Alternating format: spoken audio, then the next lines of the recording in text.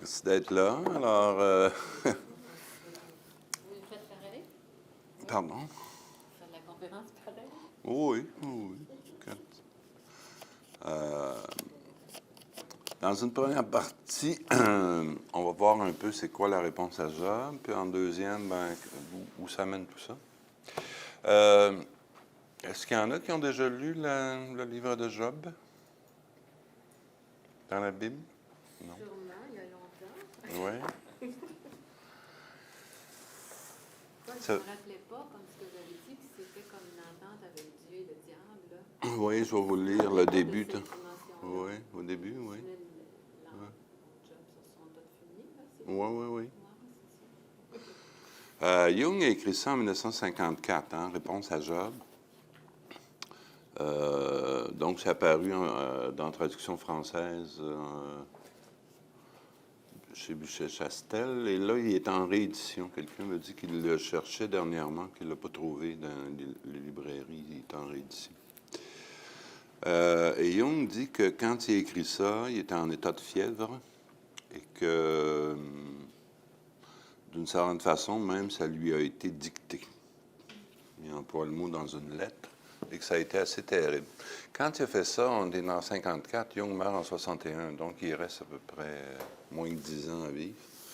Et le livre précédent qu'il avait écrit, et qui s'appelle Aion.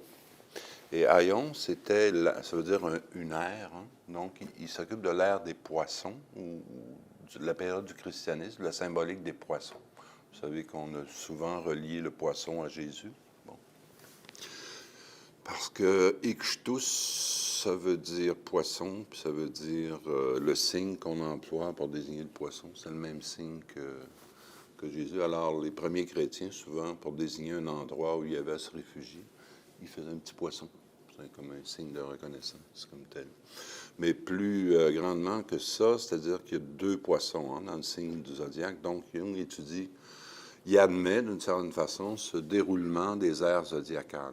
C'est-à-dire qu'on est passé, on passe du bélier au poisson, puis là, on va passer à l'ère du Verseau, supposément. Et quand on regarde à long terme, donc, il faut lire beaucoup de trucs sur l'histoire des dieux et de Dieu, on s'aperçoit qu'une religion, ça dure à peu près 2000 ans. 2000, où tu as une grosse manifestation de symboles, à peu près 2000 ans. Donc, ça correspond à peu près. Donc, Et vous savez, l'ère des poissons, ça veut dire qu'il y a deux poissons contraires dans le signe. Alors, dans une partie de la théologie, puis une partie des gens qui sont occupés de ça disaient, bon, mais le premier poisson qui est vers la droite, c'est un poisson, c'est le bon Christ, et l'autre, contraire, c'est l'antéchrist. Donc, on serait dans l'ère, entre guillemets, de l'antéchrist, comme tel.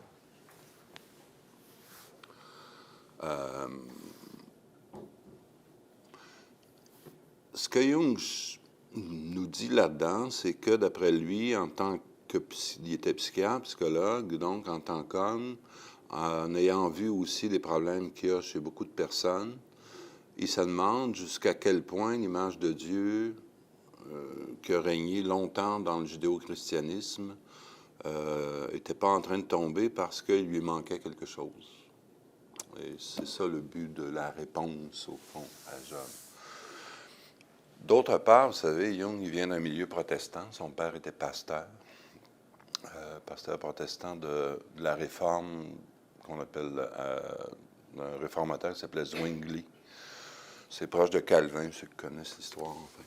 Je vous dis juste en gros, il y a eu Luther, donc au 15e, 16e siècle. Et il y a eu un bonhomme en Suisse qui s'appelait Zwingli. Son père était là-dedans et 8 à 9 de ses oncles étaient pasteurs aussi. Donc, il a été élevé dans la soupe théologique longtemps, si bien qu'une bonne partie, d'ailleurs, ça lui a fait repousser un peu le religieux protestant parce que c'était toujours très dogmatique.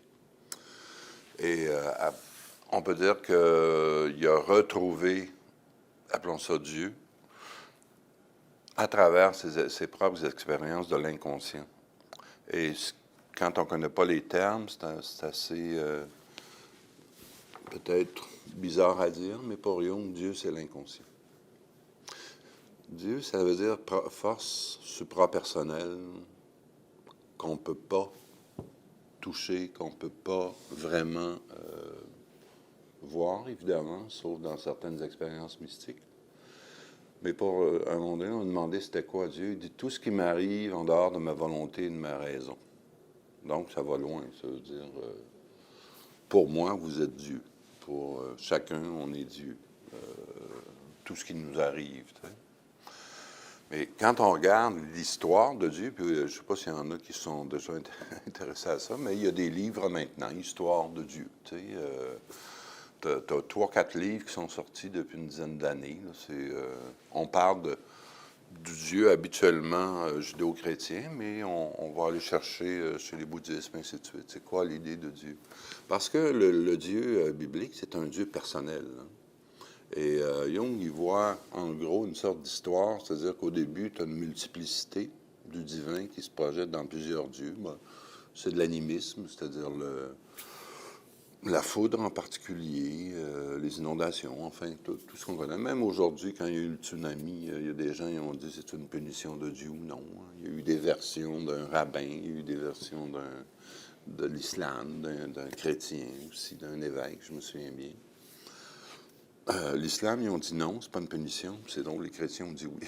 En tout cas, on va trouver ça.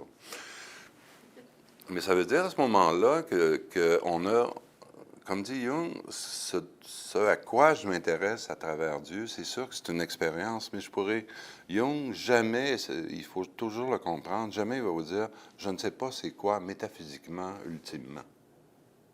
Il faut toujours se mettre là. Cependant, on a une histoire de Dieu, c'est celle de la Bible et du Nouveau Testament, en Occident en particulier.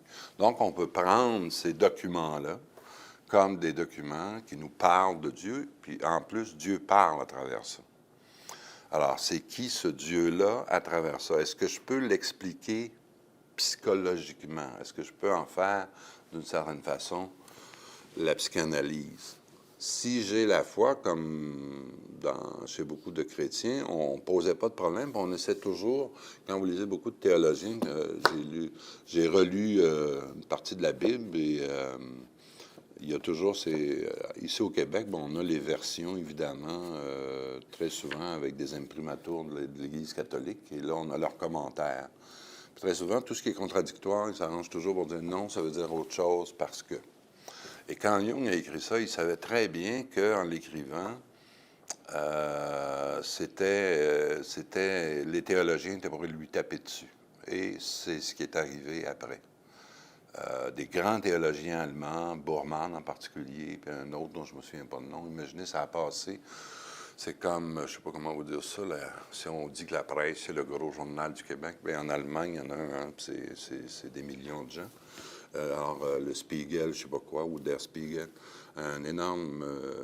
et là, un évêque théologien allemand a pris la peine d'écrire une lettre ouverte contre Jung en disant que c'était un gnostique, en l'accusant qu'il n'avait pas le droit de faire ça, que ça contredisait beaucoup les Écritures, ainsi de suite, qu'il interprétait, qu'il lisait mal. Et là, dans un livre que j'ai ici, si jamais ça vous intéresse sur le divin, sur le religieux, on a publié ça dans la bibliothèque spirituelle, donc chez Albin Michel, c'est le divin dans l'homme. Donc, on a ramassé toutes les lettres où Jung parle de religion. Alors, il y a un chapitre sur l'Orient, sur l'inconscient et l'idée de Dieu, sur le Christ, le christianisme, toutes sortes d'autres. Mais c'est vraiment extrêmement intéressant parce qu'il s'adresse toujours donc à différents interlocuteurs qui viennent souvent de milieux religieux. Alors, on a choisi ces lettres-là. Et quand, justement, dans les années 54, quand on lit 55-56, les lettres, beaucoup de prêtres lui ont écrit. Beaucoup de prêtres et de pasteurs lui ont écrit en disant « Vous dites telle chose, non, c'est pas ça, ainsi de suite. » Il prend la peine de répondre. Il prend la peine. Puis il y avait même un ami, un prêtre catholique qui s'appelait White, Père White, un gars de Boston, je crois un Américain de Boston, et qui a essayé de comprendre un peu, au début, c'est quoi l'inconscient. Si vous connaissez Jung, c'est la notion du soi, qu'il y a une étincelle divine en dedans de chaque être humain qui tend à se manifester. Alors, le père White, au début, trouvait ça intéressant, mais quand il a lu la réponse à Job, il a coupé avec lui. En disant je ne peux pas accepter ça, vous prêtez à Dieu des intentions, puis ainsi de suite. Là-dessus, il n'y a pas, en français, il n'y a pas de commentaire vraiment, sauf peut-être en anglais, c'est un Américain, Edinger, un Jungien, si jamais ça vous intéresse. Donc, Transformation of the God Image, Edinger. Ça, c'est dans, je ne me souviens plus quel éditeur, mais Inner City Books.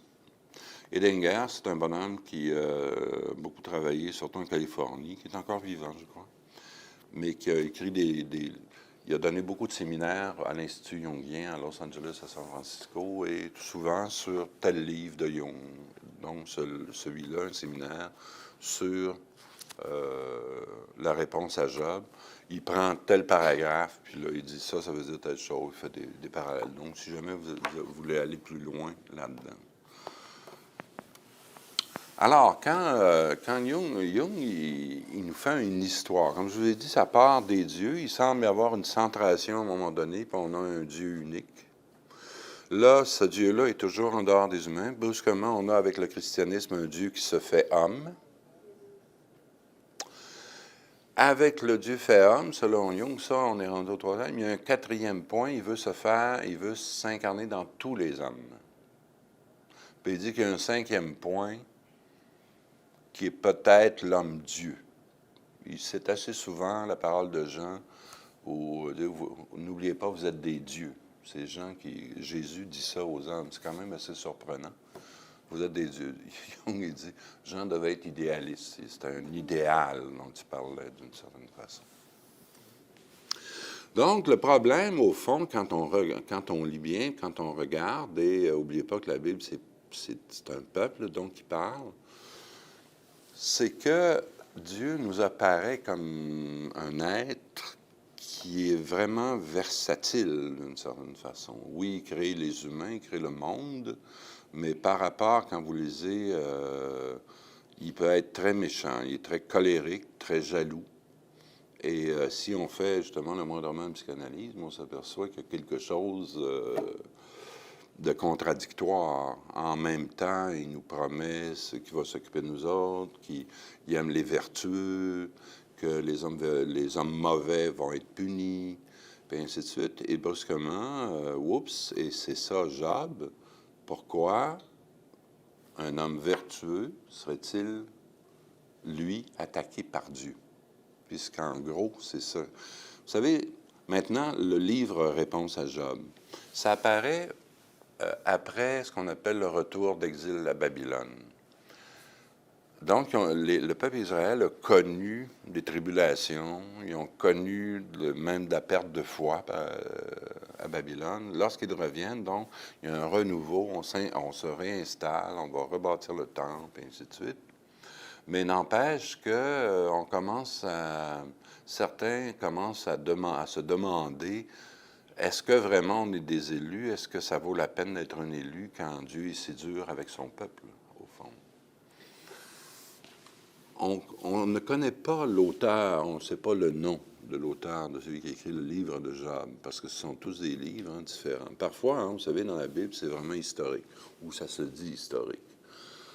Je ne rentrerai pas dans une querelle d'historiens, et ainsi de suite. On pourrait montrer qu'il y a beaucoup de trucs dans la Bible qui sont dits, qui sont passés à telle époque, ça ne s'est pas passé à telle époque, ça peut être inventé, et ainsi de suite. Mais n'empêche que l'auteur qui nous donne le livre de Job, c'est un poème. Il ne faut jamais oublier que c'est un poème, un drame poétique d'une certaine façon, avec une entrée, avec des répondants, et en dernier, vraiment, le dernier acte, c'est majestueux, c'est Dieu qui parle, qui apparaît au dernier acte, que Dieu parle. L'auteur qui a écrit ça, quand on lit bien le texte, il était extrêmement érudit, puisqu'il fait référence même, non seulement à ce qu'il y a dans la Genèse, dans la Bible, il fait référence aux mythologies de Babylone, donc probablement qu'ils ont connu. Il fait référence à l'Égypte aussi. Il y a même des textes, selon certains, qui sont proches. Et surtout, il emploie un procédé littéraire, c'est-à-dire que Job On croit que ça a été écrit autour de 450. La date, là, c'est 450 avant Jésus-Christ, autour de ça. Il y en a qui disent 600, il y en a qui disent 300, mais on va dire 450. Il emploie un procédé littéraire où il dit « Job a vécu en même temps qu'Abraham ». Donc, il nous fait remonter ça 2000 ans avant. Puis il dit, c'est même pas un Juif, c'est un Édomite. C'était le pays de Canaan. Et pour les Juifs, Canaan, les Cananéens, s'il y en a qui connaissent la Bible, c'était les ennemis. Alors, c'est assez curieux de reporter ça là-bas, dans ce temps-là. Et dans ce temps-là, ça voulait dire que Moïse n'était pas encore apparu. Donc, les tables de la loi, Dieu avait choisi à travers Abraham et son fils, mais n'avait pas encore choisi le peuple comme tel. Et on comprend plus ou moins. Est-ce que la charge qu'il y a dans ce livre-là était telle qu'il a fallu la placer avant pour faire comprendre le problème? Ou si, vraiment, l'auteur nous dit il y a eu ce problème-là, au fond, depuis le début. Dès qu'on croit en un Dieu suprapersonnel, un Dieu puissant, qu'est-ce qu'on fait avec cette puissance-là? Comment ça se fait qu'on est des petites mouches par rapport à cette puissance-là? Est-ce qu'on a le droit de dire quelque chose? Donc, il le fait, et Job, le mot Job, il y en a qui disent qu'il n'y a pas de sens, mais en édomite, donc d'où il viendrait, ça veut dire ennemi. Et c'est assez curieux. Alors là, j'ai lu même un théologien catholique qui dit « Il ne faut pas s'occuper de ça, c'est juste comme ça, c'est un hasard. » Comme si un auteur avait choisi le nom. Et il le dit d'ailleurs, il y a un vers qui le dit « Dieu me considère-tu comme ton ennemi? » C'est directement ça qu'il dit. Et c'est ça le propos. Et c'est pour ça que c'est un livre, par rapport aux autres livres, c'est un livre assez transgressif d'une certaine façon, parce qu'il pose des questions qu'on ne se posait pas auparavant. Et on le voit parmi ceux qui vont intervenir dans l'histoire. On ne comprend pas qu'ils osent sans arrêt réclamer justice auprès de Dieu. Ça ne se peut pas qu'un homme réclame justice auprès de Dieu. Alors, voyez donc le contexte. L'autre chose très importante, c'est que Job, c'est un homme riche. C'est comme ce serait littéralement un millionnaire aujourd'hui. C'est un homme riche. Il y a des, comme ils disent pour eux autres, être riche, là, il y a 400 brebis de ci, puis il y a 300 ça, puis il y a dedans, bon. Là, il y a peut-être des mélanges, parce qu'il a l'air d'un espèce de roi pasteur, comme il y avait à l'époque d'Abraham, des nomades, donc. Puis dans le texte, à un moment donné, il dit « Vous m'avez vu à la porte ». Et il parle d'une ville, c'est-à-dire que dans ces anciennes villes-là, quand on faisait des procès pour des gens, c'était à la porte de la ville que ça se faisait. Puis il dit « Moi, j'étais là, et moi, je donnais la justice ». Donc, est-ce que c'est quelqu'un de la ville? C'est plus ou moins important. Mais le plus important, c'est qu'il ne faut pas oublier que les Juifs, la plupart, en tout cas maintenant, je crois qu'il y a eu certains mouvements, mais à cette époque-là, et à l'époque où ils placent les choses, il n'y a pas de résurrection dans l'au-delà. L'après-vie, c'est considéré comme quelque chose de très plate. On appelle ça le Sheol. Et quand on meurt, on s'en va dans un endroit grisâtre, pas de lumière ou presque, on ne mange pas, puisqu'on est rendu des espèces d'ombres grises. Donc, quand Dieu choisit son peuple, quand Dieu donne à ses élus, on va dire, à ceux qu'il choisit, c'est dans cette vie-ci. Pour un Juif, être élu de Dieu, croire en Dieu, c'est dans cette vie-ci. Et dans ce sens-là, la prospérité est un signe que Dieu nous favorise. Évidemment, on est toujours dans l'idéal, dans une forme d'idéalisme. Si Dieu nous, tu sais, est-ce qu'il choisit, comment ça se fait que des méchants réussissent à devenir riches? C'est dans ce sens-là que c'est très moderne, d'une façon aussi, cette demande-là. Ça, juste pour vous dire, au niveau théologique, ça a passé aussi dans le protestantisme. On dit que le capitalisme est né du protestantisme. Il y en a qui vont mettre ça en question. C'est un homme qui s'appelle Weber. Et c'est que pour les protestants aussi, c'est-à-dire que si on est élu, donc si Dieu nous aime, ramasser de l'argent, c'est pas mauvais. Et ça allait contre la tendance à la paupérisation, si vous voulez, de tout un groupe de catholiques de l'époque. N'oubliez pas que le Vatican, ça restait riche. Mais il y avait tout comme Saint-François, et ainsi de suite. On donne tous ces biens. Alors que chez le protestantisme, on n'a jamais cette idée-là. On accumule. On leur dit qu'il faut être honnête, donc, et les premiers banquiers suisses, c'est pas pour rien que les banques suisses sont encore, c'est des calvinistes très souvent, ou de Zwingli. Donc, c'est des gens qui disent, on va gérer l'argent honnêtement, puisqu'on peut en accumuler et la prêter avec intérêt. Avant, c'était les Juifs qui prêtaient. Bon, les Juifs prêtaient aux étrangers. Donc, tout ça pour vous dire, c'est dans ce contexte-là que ce qui arrive à Job est terrible, puisque c'est dans cette vie-ci qu'on est puni ou récompensé, d'une certaine façon. Donc, je vais je vais vous lire juste le début, et vous allez voir, ça aussi, c'est vraiment étonnant. Vous savez que ce livre-là, le livre de Job, je crois, n'est pas dans le corpus qu'on appelle officiel des Juifs judéo. C'est seulement chez les catholiques. Il existe comme livre qu'on connaît, mais dans le Talmud, qui sont les livres de la Genèse, Moïse, ainsi de suite, acceptés par comment on dirait ça, la religion juive, le livre de Job est mis un peu de côté. On le lit, mais il n'est pas essentiel selon eux. On le comprend en le lisant aussi. C'est vraiment une question sur Dieu. Un autre point qui est peut-être moins important, dont Jung ne s'occupe pas, mais à l'époque de Job, dont on nous parle, donc un peu autour d'Abraham, on ne parle pas de Yahvé. On parle de Elohim, Eloi, et on parle de Shaddai. Shaddai, ça veut dire le Dieu de la montagne, à peu près. Eloi, c'est les Elohim, donc le Seigneur. Ça peut vouloir dire Seigneur de lumière aussi. Hein? Puis vous savez qu'au début de la Genèse, il y a un Eloi, puis il y a des Elohim aussi. C'est les Elohim qui créent les choses. Ça aussi, ça pose beaucoup de questions. Qu'est-ce qu'ils veulent dire par là? Israël a répondu d'une certaine façon. Bon.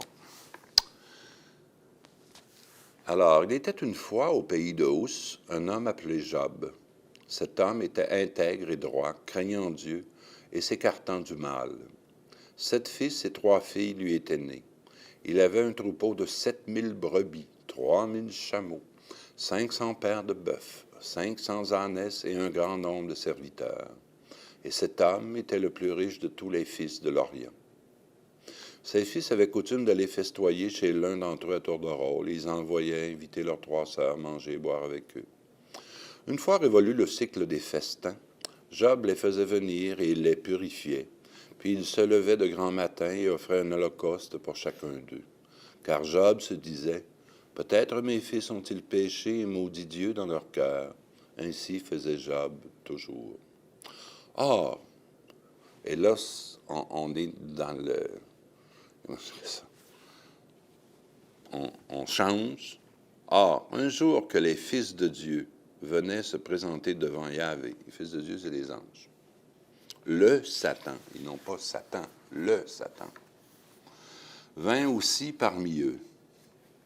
Yahvé dit à Satan, « D'où viens-tu? » Le Satan répondit à Yahvé, « De rôder par la terre et d'y circuler. » Je vous dis que le mot Yahvé qui est ici dans le texte hébreu, c'est pas Yahvé, c'est Eloi ou un autre. Bon, en tout cas, eux autres, c'est catholique, puis ils ramènent Yahvé. Bon, on va dire c'est Yahvé. Yahvé dit au Satan. Et donc, ça, c'est très important, puisque Dieu, Yahvé, connaît Job. Il dit, « As-tu remarqué mon serviteur Job? Il n'a pas son pareil sur la terre. Homme intègre et droit, craignant Dieu et s'écartant du mal. » Donc, il le connaît. Et il sait que c'est son meilleur, si vous voulez, serviteur. Le Satan répondit à Yahvé, « Est-ce pour rien que Job craint Dieu?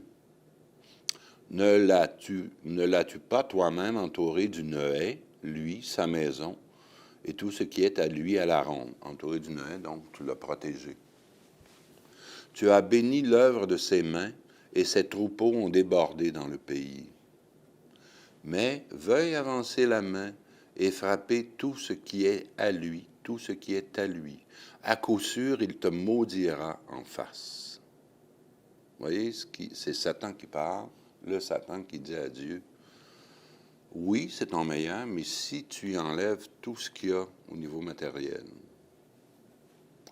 et c'est le bout le plus surprenant, c'est-à-dire, Yahvé dit au Satan, sois. Tout ce qui est à lui est en ton pouvoir. Sur lui seulement n'avance pas la main. Et le Satan sortit de devant Yahvé. Vous voyez, donc, on a le Satan ici a ses entrées au ciel. Est-ce que les catholiques vont dire c'est pas le Satan du paradis, c'est un ange qui surveillait les humains. Mais quand on regarde bien, faire ça, c'est le Satan. Ça veut dire que Dieu est capable, à cette époque, c'est où cette époque-là, là, de dire, j'accepte qu'un de mes enfants, un de mes fils, puisque Satan, c'est un de ses fils, aille tenter un homme intègre. Puis des hommes intègres, il n'y en a pas tant que ça. Donc, c'est vraiment de dire, je te gage un 10 que moi, je vais le tenter, puis il ne sera plus si intègre que ça. Dieu fait un pari avec sa partie, puisque Dieu est tout, donc avec sa partie mauvaise, d'une certaine façon. Déjà, c'est quand même curieux. Et juste ça, tu n'as pas ça dans la Bible ailleurs. Juste ce passage-là est vraiment extrêmement étonnant comme tel. Or, un jour que ses fils et ses filles mangeaient et buvaient du vin dans la maison de leur frère aîné, un messager vint dire à Job, les bœufs étaient au labour et les ânesses paissaient à leur côté. Lorsque les Sabéens ont fait éruption, les ont enlevés. Alors là, il perd tout. Bon, il perd tout.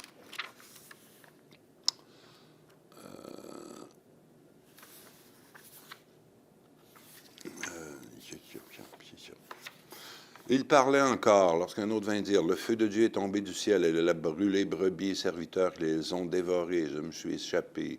Alors comme ça, il va tout perdre, là. Pouf. Job, et à ce moment-là, bon, la maison qui s'écroule, il n'y a plus, bon. Job se leva, déchira son manteau, se rasa la tête, tomba à terre et se prosterna. Nu, je suis sorti du sein de ma mère, nu, j'y retournerai.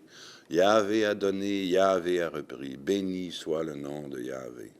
En tout cela, Job ne pécha point, ne dit rien d'absurde contre Dieu. Or, un jour que les fils de Dieu, et là, donc, le premier pari, Dieu a gagné. Hein? Il a perdu ses biens matériels, tant pis. Alors, on reprend. Comme souvent, c'est vraiment très oriental. Je ne sais pas s'il y en a qui ont déjà lu les Mille et une nuits ou des textes. Ils reprennent souvent exactement dans les mêmes mots, puis ils rajoutent quelque chose. Alors, or, un jour que les fils de Dieu venaient se présenter devant Yahvé, le Satan vint aussi parmi eux pour se présenter devant Yahvé. Yahvé dit au Satan, « D'où viens-tu? » Le Satan répondit à Yahvé, « De rôder par la terre et d'y circuler. » De rôder par la terre et d'y circuler. Yahvé dit au Satan, « As-tu remarqué mon serviteur Job? Il n'a pas son pareil sur la terre, homme intègre et droit, craignant Dieu et s'écartant du mal. » Et, on rajoute, « Et il persiste dans son intégrité, bien que tu m'aies excité, sans raison contre lui pour le perdre. » Dieu peut être excité. C'est étonnant aussi.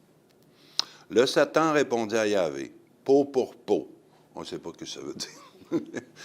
Il a dit, j'ai lu d'autres versions. Il t'a dit peau pour peau. C'est comme, je ne sais pas quoi, c'est ça. Ça peut vouloir dire peut-être, j'ai pris une partie de sa matière, donc du matériel, maintenant je vais aller chercher un bout de peau. Bon, on ne sait pas trop. Tout ce qu'a l'homme, il le donne pour sa vie. Mais veuille avancer la main et toucher à ses os et à sa chair, à coup sûr, il te maudira en face. Là, je vais m'attaquer à lui directement dans son corps. Et il dit, ça, beaucoup d'hommes ont très peur de ça. Yahvé dit au Satan, soit, il est en ton pouvoir, épargne seulement sa vie. Encore, c'est très fort. Il donne pouvoir à Satan. Le Satan sortit de devant Yahvé, il frappa Job d'un ulcère malin, depuis la plante des pieds jusqu'au sommet de la tête. Et là, on le représente souvent, j'ai trouvé ce livre-là, c'est des variations sur la Bible, mais vous voyez, par exemple, Satan le représente comme un dieu poilu, cornu, c'est bizarrement. Je ne sais pas si on peut le montrer assez. Un autre Satan ici, ça. Oui. Donc, et la première qui va venir chialer, c'est sa femme. Pauvre Job.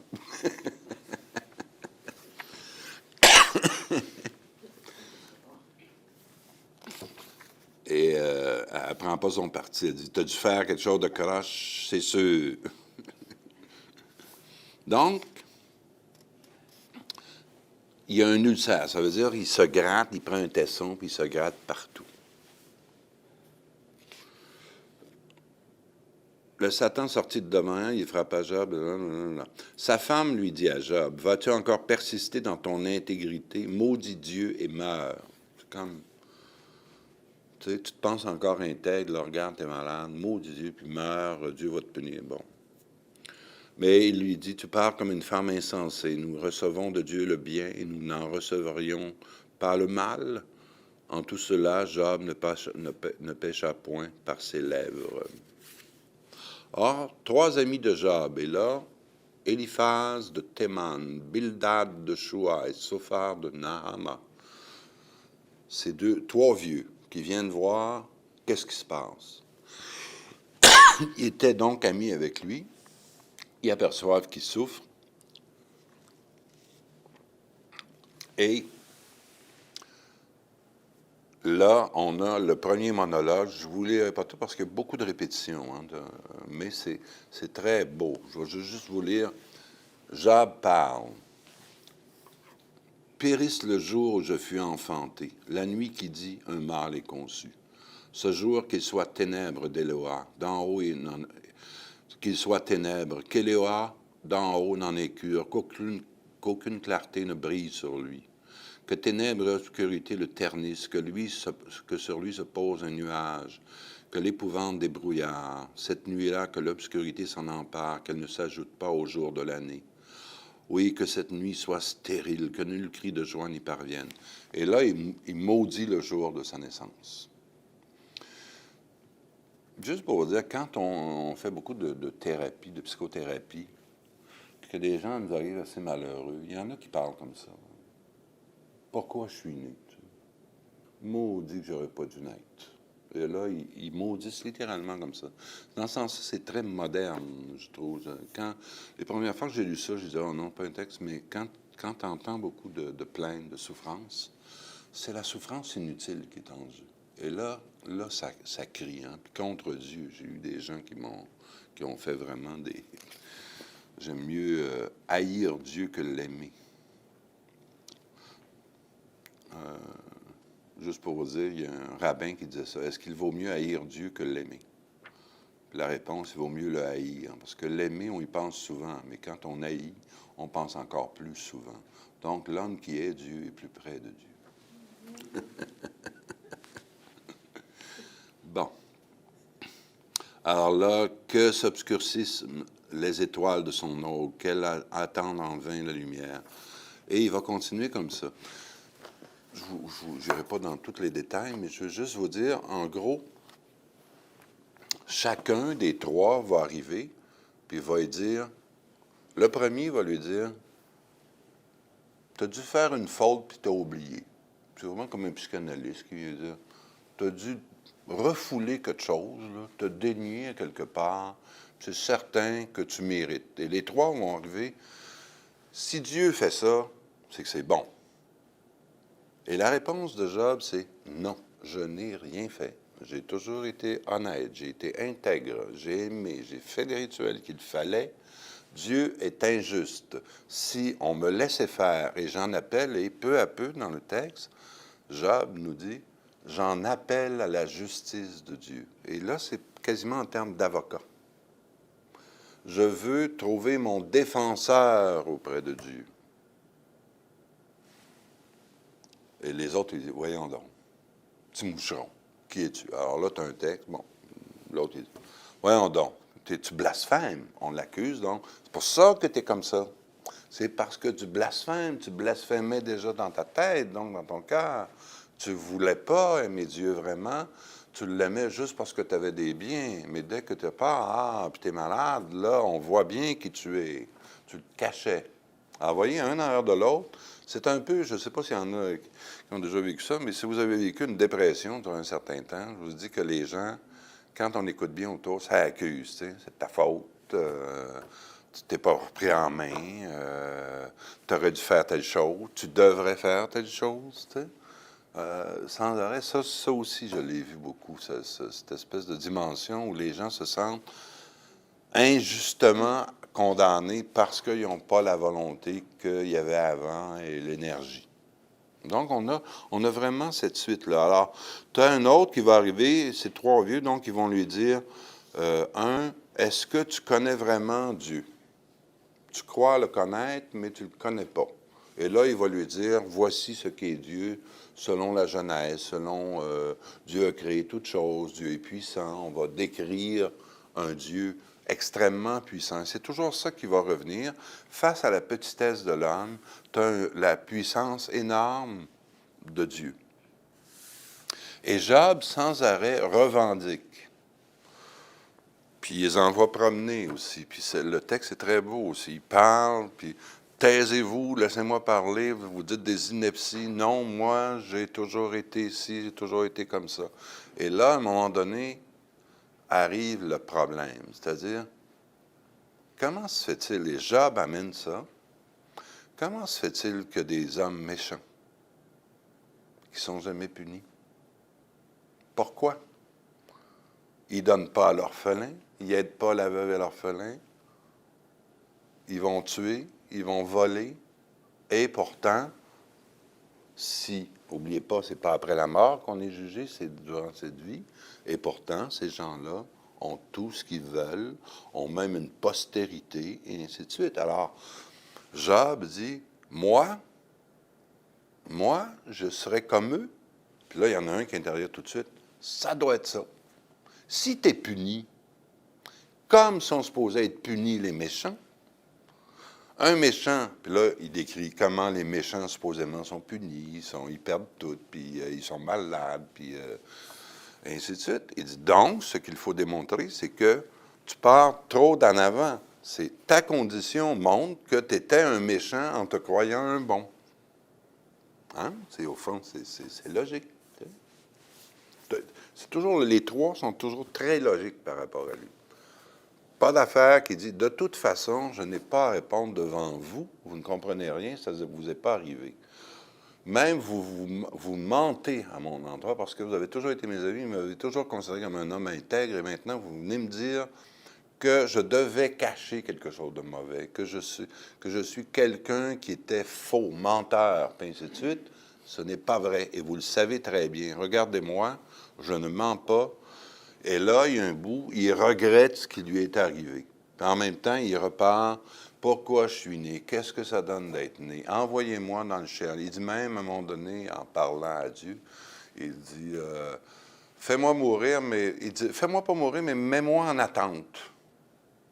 Dans le Sheol, dans ce qu'eux appellent les enfers. Il dit, ça va être gris, ça va être grisâtre, jusqu'à temps que tu me fasses venir face à toi, et là, on va s'expliquer.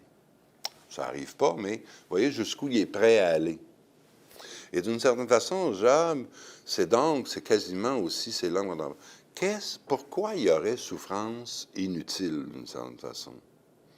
Si ce Dieu-là, et c'est ça que Jung essaie de montrer, si on nous dit, voici, c'est un Dieu tout-puissant, c'est un Dieu suprêmement bon, infiniment bon. Job, c'est pas Jung qui parle, c'est Job, dit à Dieu, tu n'es pas bon. Et là, Jung, dans ses commentaires, essaie de nous montrer que Jung, d'une certaine façon, ignore sa partie mauvaise. Tu sais, au début, il a dit, Dieu est capable du mal comme du bien. Mais il y aurait ce Satan-là qui tente les hommes. Mais quand on regarde aussi, il y a d'autres passages que Jung cite. par exemple, il dit à un prophète à un moment donné qui sont tout le temps purs et ainsi de suite, il va dire, épouse une prostituée, ce qui est pour le milieu complètement déshonorant. À un autre moment donné, il va dire, je me souviens plus quel prophète, va dire à Israël, là, préparez vos armes parce que vous allez aller détruire à tel endroit, il y a des Juifs qui sont là, puis je pense qu'ils vont adorer le veau d'or ou je ne sais pas quoi, ainsi de suite. Et ils vont, puis non, les Juifs qui sont là font le rituel, ils n'adorent pas de... Alors, le prophète, il dit, pourquoi? Il dit, c'était pour voir si tu étais pour me croire. C'est vraiment très étonnant comme passage. C'est comme, je te teste d'une certaine façon. Je t'ai conté un genre de petit mensonge juste pour voir si tu étais pour obéir. On peut même admettre que Dieu est rusé, mais il y a quand même ces aspects-là. Et c'est ça que Jung essaie de nous dire. Le Dieu de l'Ancien Testament, d'une certaine façon, il est scindé en dedans lui-même. Il se proclame juste, il se proclame bon. Il a créé le monde, et ainsi de suite. Mais dans le détail, quand tu arrives avec l'homme, on ne sait pas s'il est juste ou non, puisqu'on sait que des méchants qui sont supposés punir ne sont pas punis, puis on sait que des bons qui ne sont pas supposés être punis sont punis, dont Job. Alors Job insiste, je demande d'aller, et à l'époque aussi, Dieu n'est pas partout. Il habiterait une sorte de palais à quelque part. Il dit, je vais me rendre là, moi, je vais y aller, puis je vais demander mes entrées, comme au début, tu sais, avec les fils. Puis moi, je vais y aller, je vais aller voir. Et il y a toujours cette idée-là, je serai mon défenseur, je serai mon avocat, ou je cherche un défenseur, un avocat. Un médiateur, donc. Et là, c'est tous les termes, quand on fouille un peu dans l'historique, c'est tout comment il faisait des procès. C'était un avocat de la défense, un avocat pour, puis il ne marchait pas exactement comme ça tout le temps, mais il cherche un défenseur. C'est assez important parce que ça va revenir dans le christianisme. Donc, Job, il va répondre, et là, on a un passage qu'on dit intercalé. Il y a un autre personnage qui arrive qui s'appelle Éliou, entre les trois vieux. Lui, c'est un jeune théologien de choc, et qui va dire à Job, et qui reprend les arguments, puis il dit, vous autres les trois vieux, vous êtes trop gentils, voici. Et là, il donne vraiment ce qui était probablement la croyance. On pense même que c'est pas l'auteur du livre de Job qui a fait ça, que c'est un auteur après qui s'est dit, oups, si on laisse ça comme ça, là, ça donne trop raison à Job. Donc, on a mis un texte, Éliou apparaît, il reprend les arguments des trois autres, mais en pire, et en accusant, premièrement, tu es inconscient. Il dit à Job, tu es inconscient de la grandeur de Dieu. Ça revient beaucoup à ça. Tu ne connais pas la grandeur de Dieu, tu ne peux pas la connaître. Tu ne peux pas connaître c'est quoi la justice de Dieu, les desseins de Dieu. Donc, le péché de Job, c'est l'orgueil. Juste en perdant, donc, sa santé et ses biens, ça fait surgir l'orgueil inhérent à tout humain. Et il dit, tout humain, tous nous autres humains, dès qu'on interroge Dieu, on est orgueilleux. C'est un péché d'orgueil à ce moment-là qui est en jeu. Vous remarquez que dans tout ce que j'ai dit et ce qu'on retrouve là, on ne parle jamais d'amour de Dieu. Dieu dit, c'est l'homme intègre. Connais-tu l'homme intègre? Il ne dit pas celui que j'aime, il ne dit pas celui mon préféré. L'amour, c'est le Nouveau Testament qui va l'amener d'une certaine façon. Il va aimer son peuple. Mais on ne retrouve pas. Ce Yahvé-là, c'est un Dieu de puissance. Donc. Alors là, Job se tente et il dit, non, allez-vous-en, je ne veux rien savoir, j'attends. Et Dieu, Yahvé, qui vient de me parler, qu'Éloah vient de me parler, Shaddai arrive. Pouf, Shaddai arrive. Et Dieu parle. Je vais vous en lire un petit bout parce que c'est un des rares moments de...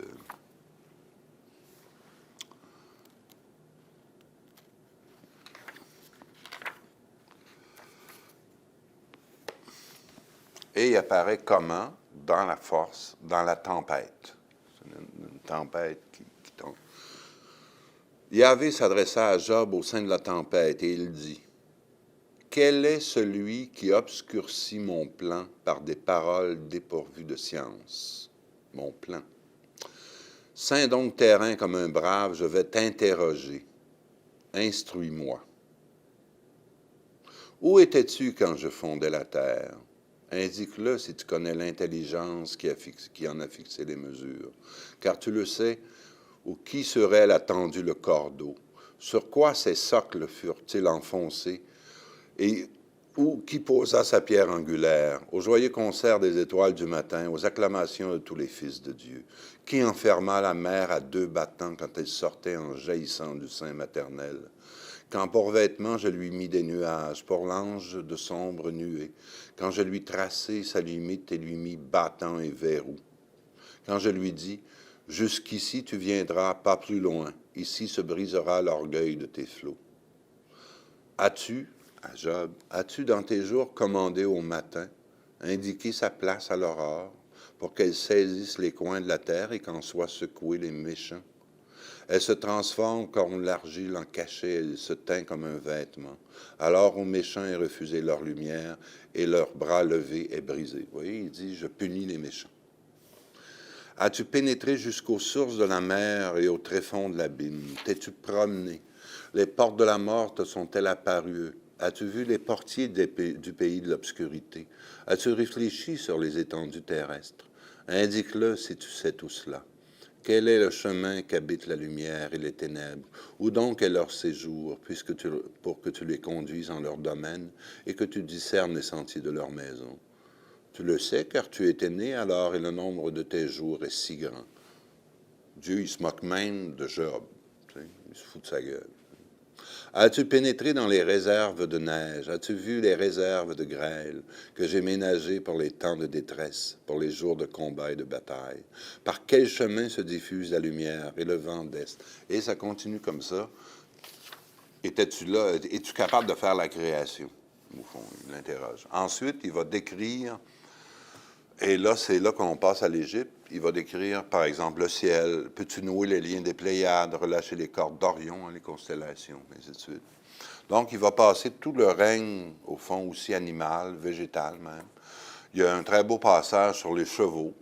Il parle du cheval, donc ça veut dire que l'auteur du livre de Job connaissait le monde des chevaux, qui était probablement en haut de l'Iran et de l'Irak, là, dans les steppes qu'il y a dans ce coin-là, ce qu'on a appelé les Chites par après.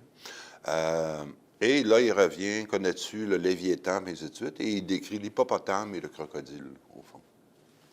Donc, c'est un Dieu, d'une certaine façon, qui nous parle de grandeur, et ainsi de suite, puis en même temps, il nous parle de toutes petites choses, il nous parle du cheval. C'est très beau, le passage, mais tu sais, c'est comme c'est un Dieu qui nous dit, regardez, je suis fier du cheval, je suis fier du crocodile, je suis fier de ça. Il ne parle jamais des hommes, vraiment. Il n'est pas fier de l'humanité, on dirait, il n'en parle pas. Et c'est ça qui étant, et Jung, il dit, quand on le lit bien, on a un Dieu qui se préoccupe peu de l'homme, au fond, et qui n'entend en rien la plainte de Job.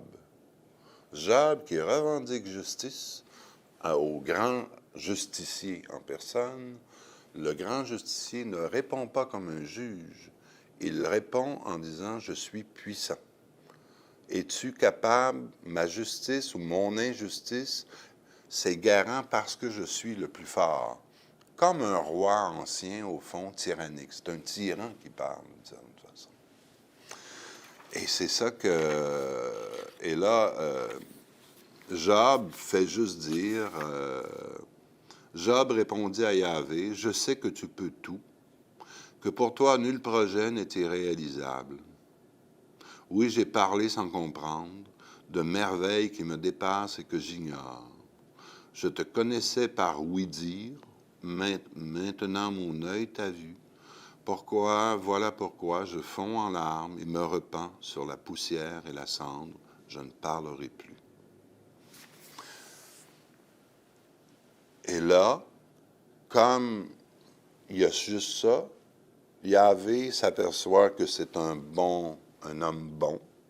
Alors, il lui redonne tous ses troupeaux, ses fils, ses filles qui étaient morts, il redonne une nouvelle femme aussi, il redevient riche, puis il vit jusqu'à 140 ans. Bon. Et les trois vieux là, qui étaient là, et d'après, c'est la fin, donc il dit, allez-vous-en et repentez-vous, c'est vous qui vous êtes trompés. Mais pourtant, il ne nous parle pas du tout en quoi vraiment, puisque tout ce qui reprochait à Job, c'était faux. Donc, il y a ce mélange-là. Alors, il y en a qui ont dit, cette fin-là a été rajoutée. Ça finirait là-dessus. Voilà pourquoi je fonds en larmes et me repens sur la poussière et la cendre. Si ça finit là, effectivement, on comprend qu'on a peut-être ajouté le reste. Ça voulait dire, j'ai tout perdu, je suis malade sur mon tas de cendres, et là, Dieu intervient, il ne me guérit pas, il fait juste me dire, as-tu compris combien je suis puissant? Donc, c'est le problème, si on admet à ce moment-là, cette notion-là, Dieu qui est omniscient, omnipotent, devrait bien savoir que Job était intègre. Il devrait bien se rappeler que c'est lui qui avait dit à Satan, au Satan, d'aller le tenter d'une certaine façon. Pourtant, non.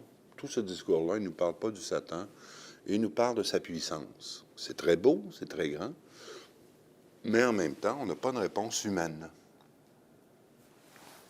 Voici la position de Jung maintenant.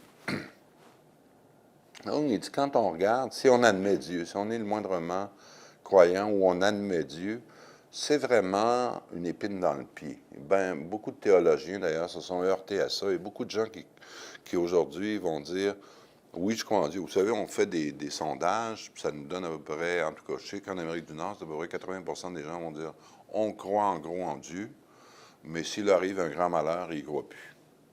Comme beaucoup de gens, tu sais, il est supposé être bon, donc s'il arrive quelque chose qui nous déplaît, on n'y croit plus.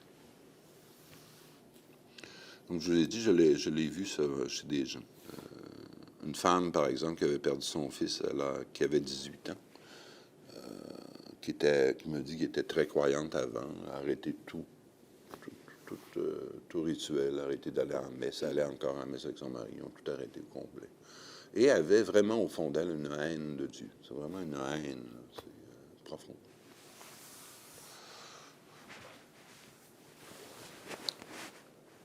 Dans un de ses rêves, d'ailleurs, il fallait qu'elle aille rejoindre dans une vallée, il y avait un temple, elle savait qu'elle devait entrer dans le temple et que c'était le temple du pardon. Et elle ne voulait pas y aller. Ça a été très dur comme thérapie avec cette femme-là. Bon.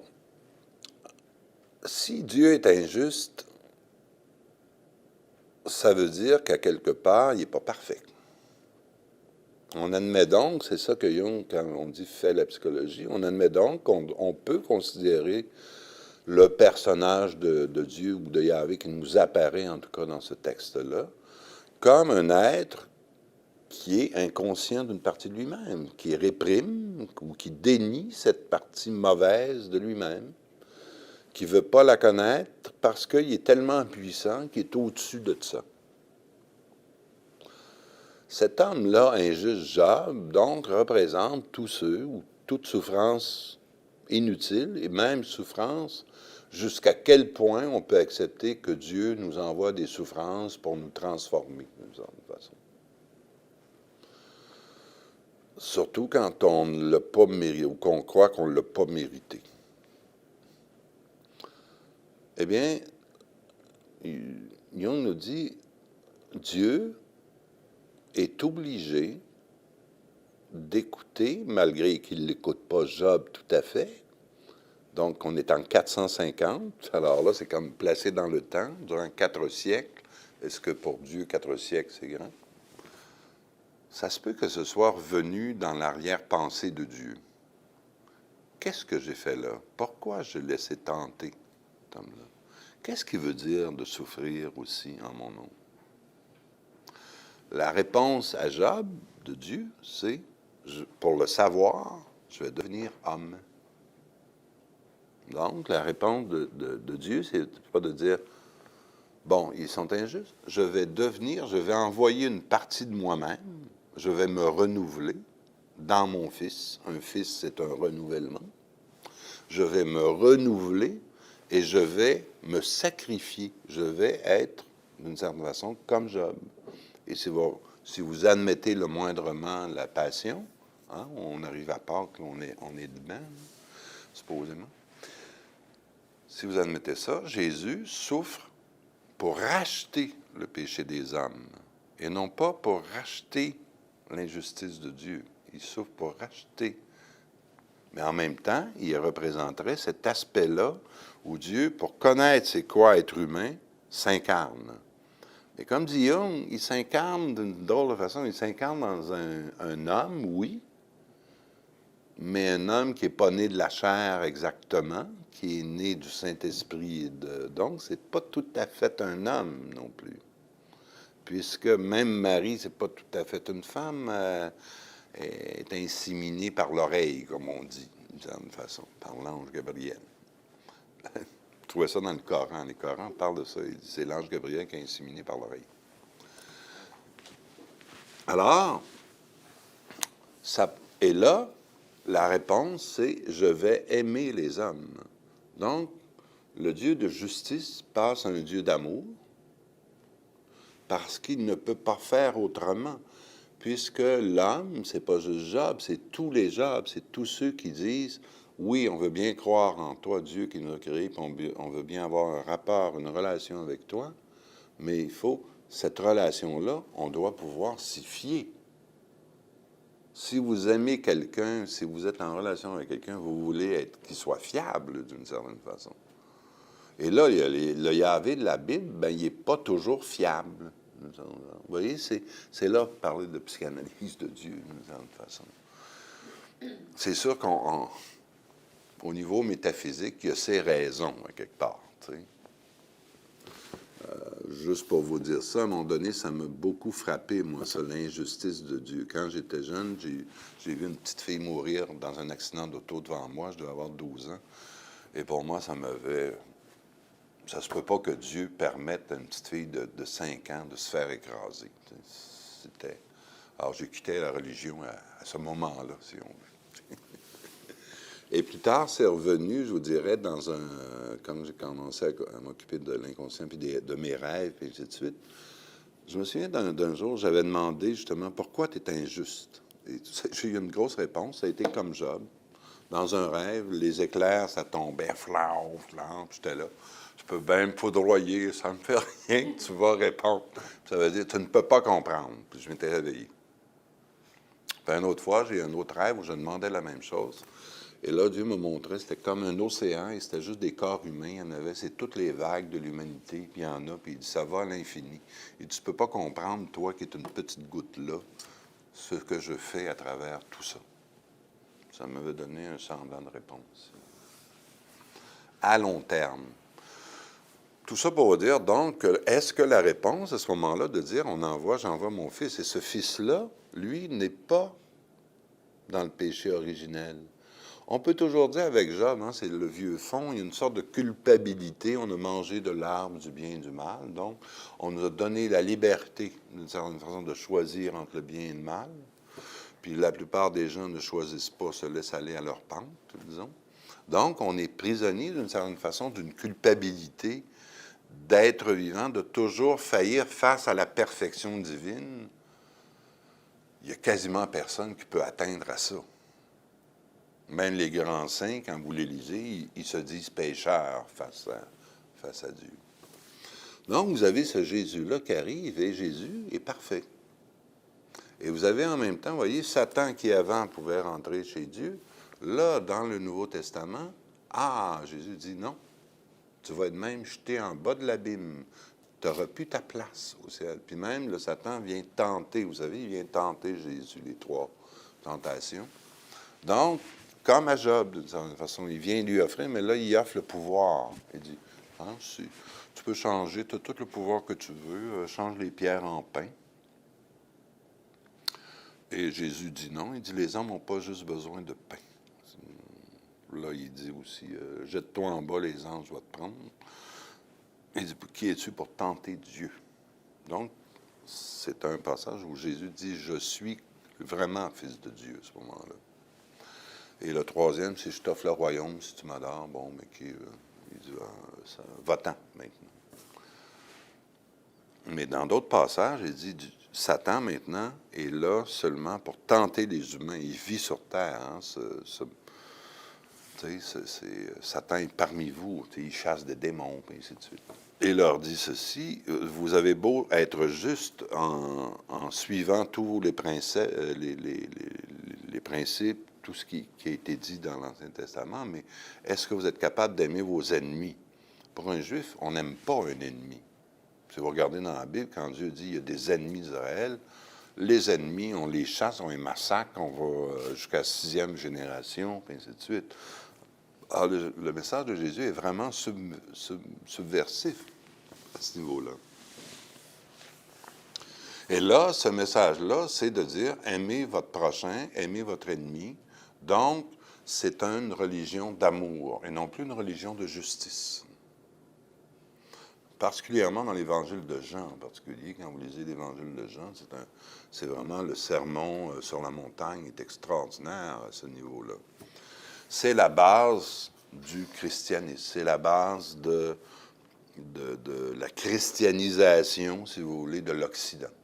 À savoir qu'on doit s'occuper des plus petits que soi, à savoir que ce n'est pas une question ni de nationalité, ni de richesse, ni de tout ce que vous voulez. Tout le monde est égal face à Dieu.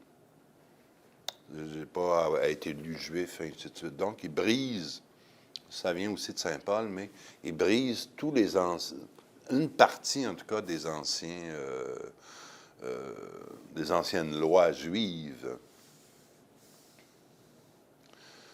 Ce serait beau si on avait écouté Jésus, si on avait écouté Jésus-Christ. Et là, vous avez cette notion-là du Messie, du Sauveur qui arrive.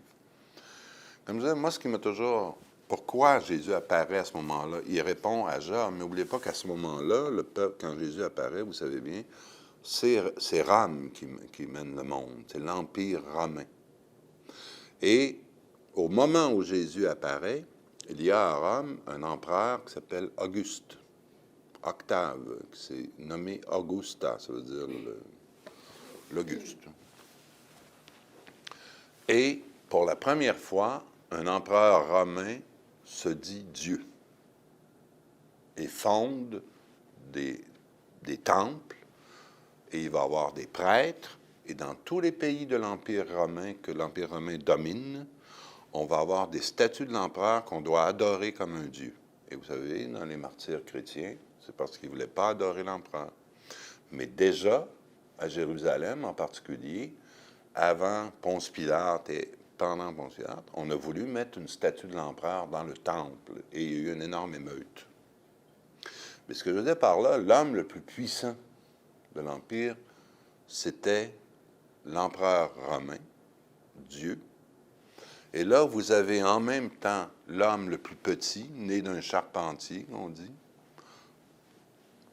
enfin, dans l'histoire, qui naît dans une étable. Un naît dans un palais, l'autre naît dans une étable. Donc, c'est vraiment celui qui en haut dit, il y a juste ceux, les puissants, ceux qui règnent et ceux qui ont le pouvoir, qui doivent avoir le bonheur, la richesse, ce sont les puissants. Ceux qui m'adorent font partie des Romains. Si vous acceptez l'empereur romain et l'adorez, vous pouvez devenir romain. Comme Saint Paul, d'ailleurs, était devenu par son père romain aussi. Ça donnait des privilèges, ça donnait le fait qu'on n'avait pas le droit d'être mis en esclavage, et ainsi de suite. Hein? On est dans un monde d'esclaves, on est dans un monde où le tiers des serviteurs sont esclaves, et ça veut dire qu'on a le droit de vie et de mort sur eux, comme tel. Alors, dans ce petit coin-là qui faisait beaucoup de peine à l'empereur, déjà, les Juifs disent non, vous n'avez pas le droit de pénétrer dans notre temple, vous n'avez pas le droit de mettre des statues dans notre temple. Et finalement, ils vont le détruire après ce que Jésus annonce. C'était, avec la mentalité juive, ça pouvait s'annoncer. C'était pas dur de prophétiser qu'un jour les Romains se tanneraient puis balayeraient complètement Israël. Mais Israël, à ce moment-là, c'est ça. Quand Jésus apparaît, il y a la domination romaine, puis avant, il y a eu les Perses, puis il y a eu les Grecs aussi qui les ont envahis. Donc, c'est un peuple qui, malgré tout, garde sa foi, garde ainsi de suite, mais devient tellement, pour garder sa foi, devient tellement rigide d'une certaine façon qu'il faut faire telle chose, puis il faut faire telle autre affaire, puis il faut suivre le sabbat.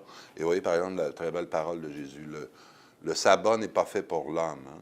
C'est-à-dire, l'homme n'est pas fait pour le sabbat, c'est le sabbat qui est fait pour l'homme. Ce qui était une parole de révolutionnaire par rapport au peuple.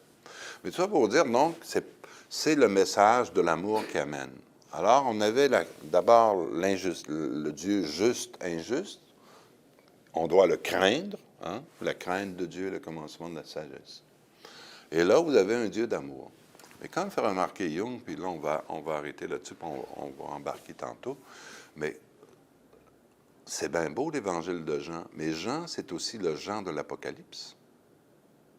Et le Jésus de l'Apocalypse, si vous l'aviez bien, si jamais vous lisez l'Apocalypse, l'amour, il prend le bord, parce qu'il y en a qui n'ont pas voulu aimer, ils vont être punis. Et c'est l'annonce de l'Apocalypse. Jésus revient avec un glaive dans la bouche, sur un cheval blanc, ôtez-vous de là, les 4 cavaliers de l'Apocalypse s'en viennent, la peste, il va en rester 144 000 sur de toute l'humanité. Tu sais, Hydro-Québec, ils niaisaient avec ça, mon ami. Ils ont des 144 000 pour vous aider, je pense, quelque chose du genre. Mais voyez, donc, et là, c'est ça. Donc, il y aurait encore une scission. Il ne peut pas y avoir seulement un Dieu d'amour en disant on met le Dieu mauvais, Satan, de côté, et ça, il peut tenter les humains. Ça veut dire qu'il y aurait juste Dieu de bon, puis les hommes sont méchants. Et si les hommes n'ont pas écouté Dieu, c'est parce qu'ils sont mauvais, ils sont méchants. Et là, il faut les punir. Et vous avez l'Apocalypse. Donc, Jung voit dans la psychologie, cette fois-là, de l'apôtre Jean, et l'évangile de Jean, c'est un évangile de douceur, d'amour, d'amour du prochain. C'est un évangile, c'est le plus beau message qu'il y a quasiment de sagesse qu'on peut avoir. C'est là qu'il dit, vous êtes des dieux, et ainsi de suite. C'est toute d'immenses promesses. Et il admet aussi que quand il va mourir, il va nous laisser, il va laisser aux humains le Saint-Esprit, le Paraclet. Il va laisser un défenseur pour les humains. Et certains, et Jung le voit comme ça aussi, même d'autres théologiens, c'est une référence directe à Job. Job dit, il n'y a pas de défenseur pour les humains auprès de Dieu. Et c'est Jésus qui dit, moi, je vais vous laisser un défenseur. Il faut que je parte, puisque vous n'auriez pas un défenseur si je restais. Et Jésus-Christ devient comme un médiateur entre ce Dieu fort, puissant, terrible, et les humains. C'est pour ça qu'il dit à un moment donné, tout ce que vous demanderez en mon nom, Dieu va vous l'accorder. Donc, il devient médiateur. Puis là, va entrer une autre médiatrice, c'est la Vierge, Marie. Mais au début, c'est juste une femme. Puis à un moment donné, on va avoir l'assomption le principe féminin aussi, qui adoucit d'une certaine façon, appelons ça le Dieu terrible. Puis et là, c'est ça. Là, dans le livre de Job, il y a un petit paragraphe qu'on pense rajouter, ça part de la sagesse. Et la sagesse, c'est toujours féminin, hein, pour eux autres, la Sophia. C'est la partie féminine de Dieu qui adoucit les coins, d'une certaine façon. Et d'après Jung, c'est le Saint-Esprit. Certains hérétiques cathares disaient Notre-Dame, le Saint-Esprit. Notre-Dame du Saint-Esprit. Donc, une partie féminine. Parce que ce Dieu terrible-là, en termes d'aujourd'hui, c'est un Dieu terriblement macho. Je veux dire, les femmes dans l'Ancien Testament, ça passe par là. Hein. On l'a vu, là, la femme de Job, elle ne vient pas l'aider, l'aimer, elle vient l'accabler encore plus, puis elle tombe dessus, elle tombe sur la patate. Donc, on arrive à ce point-là où, si on admet, oui, il y a une réponse à l'injustice, c'est l'amour. Mais cet amour-là, si c'est juste de l'amour, c'est pas assez, puisque ça fait apparaître le Christ de l'Apocalypse, ça fait apparaître un Dieu qui détruit encore une fois. Si Dieu aime tellement les humains, pourquoi, si on admet la vérité de ça, pourquoi il y aurait l'Apocalypse? Pourquoi il en resterait juste 100 000? Qu'est-ce que ça donne? De dire, j'aime maintenant, je suis plus injuste, mais tous ceux qui ont été croches, et ainsi de suite, je les mets de côté. Puis quand vous lisez l'Apocalypse, hein, c'est ça, c'est la peste, les maladies. Comme dit Jung, peut-être que Jean, oui, avait des prémonitions du futur. On ne sait pas ce qui peut arriver. On ne sait pas. Quand Jung seulement commande, vous êtes des dieux, bien oui, aujourd'hui, il y a des âmes à quelque part qui peuvent peser sur des boutons, puis c'est l'Apocalypse. Je veux dire, les missiles atomiques, ça existe encore. Les bombes à hydrogène, ça existe encore. Je veux dire, ils sont comme des dieux. Ils sont comme des dieux par rapport à nous. Si on pense à la médecine, il y a des médecins qui sont comme des dieux. Ils ressuscitent des gens qu'on dit morts. Je veux dire, on remplace des organes. On est rendu à un point, justement, où l'homme-dieu, Jésus, qui faisait des miracles, on est rendu à un point, en tout cas, où des hommes créent des miracles aujourd'hui. Et ça a retiré, on a dit, on n'a plus besoin de Dieu. De toute façon, plus besoin de Dieu. Alors, c'est quoi, là, qui va se passer? Donc, on arrive à ce drame divin, donc, d'un Dieu plus ou moins conscient, qui prend conscience de l'injustice, qui envoie son Fils est sacrifié. En même temps, il le savait, donc jusqu'à quel point il a besoin de sacrifier une partie de lui-même pour se comprendre. Là, cette partie-là, si on admet Jean, va revenir, puis là, va revenir sous une forme encore pire que le premier Dieu injuste, d'une certaine façon. Alors, est-ce qu'il y a une autre voie à travers ça? Je vais vous parler un petit peu de Jung parce que c'est dur à comprendre. Si vous n'admettez pas que l'inconscient, c'est pas juste la poubelle du conscient. Vous savez que pour Jung, l'inconscience, c'est vraiment notre mémoire et en plus, c'est le réservoir de toutes nos images, de tous nos comportements. C'est notre mémoire personnelle, mais il a admis aussi cette notion-là d'inconscient collectif. C'est-à-dire qu'on touchait à la mémoire de l'humanité aussi. Que chaque être humain, à un moment donné, oui, a son bagage personnel, son inconscient personnel, mais à un moment donné, doit faire face à lui-même, à sa totalité. Et là, c'est pas de lui-même, c'est pas par volonté et raison qu'on devient soi-même, c'est à partir de l'inconscient. Et il dit, dans l'inconscient, il y a un centre qui n'est pas le moi, qui est le soi. Ça veut donc dire que chaque être humain, on est en relation, si on admet la théorie de Jung, on est en relation avec quelque chose qui est à la fois nous-mêmes, mais plus grand que nous-mêmes. D'après lui, ça correspond à l'image de Dieu, à l'imago Dei. Quand on s'occupe de plusieurs rêves, quand on s'occupe de séries de rêves, puis quand on s'occupe de gens qui ont été obligés d'aller dans la connaissance d'eux-mêmes, on s'aperçoit qu'apparaissent dans les rêves en particulier des symboles qui ne sont plus réductibles seulement à la mémoire personnelle. Très souvent, des symboles qui vont bouleverser. Et ce qui est intéressant là-dedans, mais aussi dans un livre qui s'appelle Psychologie et religion, par exemple, qui est écrit, on voit des grands rêves de personnes, justement, qui ont été vécus dans des transformations de leur image de Dieu, à partir d'eux-mêmes. Un juif, par exemple, qui a vécu l'Holocauste, à un moment donné, a dénié Dieu, et dans ses rêves apparaît, à un moment donné, un aigle énorme qui plane et qui fond sur lui, qui l'agrippe et qui monte avec lui. Et cet homme-là a retrouvé le religieux parce qu'il s'est senti repris par le Dieu et que, d'une certaine façon, ce que Dieu avait permis l'Holocauste. Hein, quand on pense à l'Holocauste, des Jobs, il y en avait. Et beaucoup de ces Jobs-là ont dit, ça ne se peut pas que ce soit notre Dieu qui a fait ça. Et la question, donc, s'est reposée encore une fois. Si je reviens avec cette notion d'inconscient-là, c'est important parce que ça veut dire que l'expérience du divin, ce n'est pas dans un rituel ou dans une église qu'elle peut se faire, c'est dans nos expériences personnelles. Et Jung dit, moi, j'ai vécu cette expérience-là. J'ai été pris, à un moment donné, dans une expérience où j'ai dû affronter Dieu, et le diable, d'ailleurs, et la partie sombre de Dieu. D'où le fait que Jung va dire, l'image de Dieu qu'on a dans nous, c'est pas seulement donc un Dieu bon. C'est un Dieu bon et mauvais. Il peut nous apporter l'inspiration, la transformation, mais il peut nous jeter aussi dans ce qu'on appelle le mal. Pour Jung, un homme, je ne sais pas, un meurtrier, c'est l'aspect sombre de Dieu qui le prie, d'une certaine façon. Donc, il essaie de réunir des contraires. Le soi, c'est une union de contraires.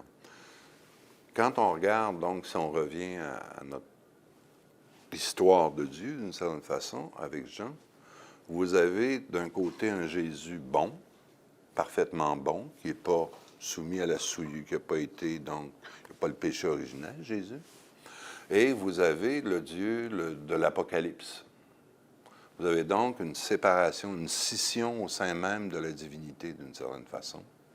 D'un autre côté, ce Dieu bon-là, chez les théologiens chrétiens, va se projeter sur le Dieu ancien des Juifs en disant, ce n'est pas un Dieu injuste, c'est un Dieu bon. Et là, vous avez, Dieu est infiniment bon, infiniment parfait. Hein, on a appris ça dans le petit catéchisme. Si on regarde, si on admet l'expérience du divin, non, il n'est pas infiniment bon, il n'est pas infiniment parfait, à quelque part.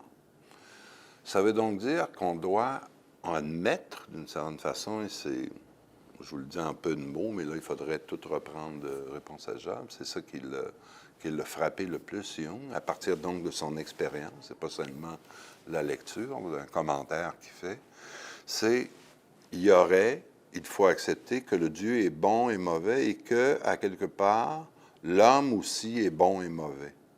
Que vouloir devenir bon comme Jésus, ou le modèle qu'on nous a présenté tout le temps de la sainteté, que l'idéal chrétien, c'est un être idéalement vertueux, un vrai Job là, vertueux, donc n'est plus suffisant. C'est-à-dire, à ce moment-là, est-ce que, et Jung nous dit, Dieu, à ce moment-là, si on y avait, c'est pas suffisant de s'incarner en un seul homme. Ça n'a pas été suffisant pour comprendre sa propre injustice, pour comprendre comment la souffrance peut atteindre l'homme, même s'il fait des efforts en vue du bien.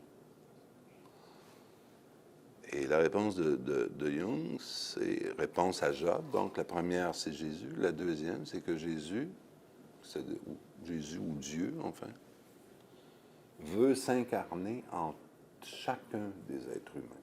Pour lui, c'est ça le nouveau religieux. Et il apparaît où? Non pas dans la conscience, mais dans l'inconscient. Donc, c'est un Dieu obscur, d'une certaine façon. C'est un Dieu qu'on devine, qu'on peut déduire de certaines images chez certaines personnes qui ont entrepris un mode de transformation puis de contact avec l'inconscient. On s'aperçoit que des symboles vont apparaître qui, très souvent, d'ailleurs, ne sont même pas des symboles chrétiens. Peuvent être des symboles, très souvent, ce qu'on appelle de mandala, des symboles de quaternité, des symboles d'ordre. C'est-à-dire qu'il y aurait, et on le voit aussi dans ce qu'on appelle certains événements de synchronicité, il y aurait, dans l'inconscient, une capacité d'un savoir absolu. Tout est su, tout est prévu d'une certaine façon en dedans de nous, ce qui fait que si on a vraiment besoin, par exemple, d'une aide spirituelle, ben c'est simplement, pour Jung, c'est Dieu qui fait ça. C'est, je rentre dans une librairie, je suis tout mêlé, et je m'en vais dans un rayon, puis j'ouvre un livre au hasard, puis pouf, je tombe sur la page qu'il me faut. Je suis tout mêlé, il y a quelqu'un que je n'ai pas vu depuis 20 ans me téléphone et ça va me donner une réponse. Je suis tout mêlé, j'ouvre la télévision, puis je tombe sur une émission qui répond, ainsi de suite. Il y aurait donc quelque chose qui s'occupe de chaque être humain pour nous donner ces occasions-là de connaître. Si on n'admet pas ça, on admet qu'il y a un Dieu, d'une certaine façon, indifférent, qui n'est pas avec les humains, qui est toujours en dehors des humains, qui a envoyé Jésus à un moment donné, qui a peut-être laissé le Saint-Esprit, mais à quelque part, les humains, depuis que Jésus, c'est par rituel, par ritualisation, en suivant les modèles, puis en reprenant cette notion du sacrifice d'un homme-dieu dans la messe, qui est encore le grand symbole chrétien. Jung nous dit, oui, c'est intéressant, mais c'est aussi dans l'expérience même de certains humains qu'on peut s'apercevoir qu'à un moment donné, ils vont être pris, possédés même par quelque chose de suprapersonnel. Et il dit, c'est le soi qui se manifeste à ce moment-là. Donc, vous voyez le chemin qui est fait d'un Dieu en dehors, qui est plus ou moins indifférent, qui se fâche quand ça y tente, et ainsi de suite. Job qui dit à Dieu, « Hey, Dieu répond, mais il ne répond pas à l'injustice, il répond simplement à la petitesse de l'homme. » Autre passage, Dieu, donc, si on dit est en contradiction avec l'humain, je vais essayer de comprendre c'est quoi l'humain, il devient homme-dieu. Et là, vous avez ce Saint-Esprit qui est laissé, le défenseur, qui fait que c'est comme la vraie réponse à l'injustice de Dieu est là. Il y a une partie de Dieu qui devient notre défenseur, notre avocat, le paraclet, on appelle. Et Jung dit, on est arrivé à un point où l'ancien système, justement, qui nous parlait d'un Dieu créateur de la Genèse, et ainsi de suite, même semble s'estomper. On est dans un monde, vous le savez bien, de métamorphose des dieux, d'une certaine façon, de transformation, puis même dans un monde d'athéisme ou d'agnosticisme. En partie parce qu'on est aussi dans ce nouveau cosmos qui s'en va à l'infini avec des milliards d'étoiles. C'est quoi ce monde-là? Est-ce que Dieu est là ou c'est juste une matière à l'infini? Donc, on est pris dans ce nouveau monde-là, on est en l'entre-deux. Jung disait, un jour, moi aussi je crois, il y en a qui trouvent ça très fantaisiste, mais on va changer vraiment nos esprits quand on va rencontrer des vrais extraterrestres. C'est quoi leur monde? Ils croient en Dieu, eux autres, puis ainsi de suite. C'est sûr qu'il va y avoir des jésuites qui vont vouloir aller les convertir, mais en tout cas. Mais à quelque part, on est là présentement. Et Jung nous dit, n'oubliez pas que le mystère de la résurrection de Jésus, c'était la promesse de dire, peut-être que dans votre vie, c'est une réponse à Job aussi, la résurrection, dans votre vie, vous avez été bon, mais ainsi de suite, mais vous avez connu la souffrance, le malheur, puis ainsi de suite. Mais après la mort, si vous avez vraiment été fidèle, si vous avez eu la foi, vous allez avoir le paradis jusqu'à la fin de vos jours, comme on dit. Donc, on faisait une promesse de ce genre-là. Mais ça n'empêche pas que dans notre vie, de notre naissance à notre mort, quelque part, on peut interroger tous ces points-là, à savoir pourquoi l'injustice de Dieu. Et vous savez, avec l'information qu'on a, pourquoi Dieu a permis ce qui s'est passé au Rwanda. Tu sais, 2 millions de morts ou 1 million de morts en 2 mois. Avec des gens qui avaient été christianisés. N'oubliez pas que le Rwanda, c'était la terre de mission de l'Église québécoise. C'est les Québécois missionnaires qui ont fait le Rwanda, qui ont fait les universités, qui ont christianisé. On disait que c'était la plus belle terre, d'ailleurs, de mission. Bien, ils ont été dire les Tutsis puis les... les Hutus. Alors, c'est les Hutus. Alors, les prêtres ont dit aux Hutus, vous savez, depuis 3 siècles, les Tutsis régnaient littéralement sur les Hutus. C'était un genre de peuple aristocratique. Donc, alors, les missionnaires ont été voir les Hutus et ont dit, vous êtes égal à eux autres, vous avez juste à apprendre, vous allez prendre le gouvernement. Alors, ils ont bâti une confiance chez les Hutus en disant, non, vous êtes égal face à Dieu, mais ainsi de suite. Puis là, c'est là qu'on voit que le christianisme, ça ne pogne pas comme ça, comme un jello. C'était un peuple tribal, un peuple ancien, de clans. Et là, ça voulait dire, on a le pouvoir maintenant, on va le prendre et on va se revenger. Alors, le christianisme a été balayé du jour au lendemain. Tu sais, je veux dire, des gens qui allaient à la messe la veille, qui baptisaient leurs enfants, puis ainsi de suite. Les missions étaient... Je peux vous dire, même moi, j'ai eu un professeur, un père Sainte-Croix, quand j'étais au cours classique, ça remonte à 30 ans, qui a décidé d'aller en mission au Rwanda et il s'est fait décapiter. Il a voulu rester, malgré tout, il savait le danger, il s'est fait décapiter. Donc, Juste cet exemple-là, on pourrait prendre la Bosnie aussi, c'est des peuples chrétiens, ça, en Bosnie, puis en Tchécoslovaquie, c'est tous des peuples chrétiens. Comment ça se fait que Dieu permet ça?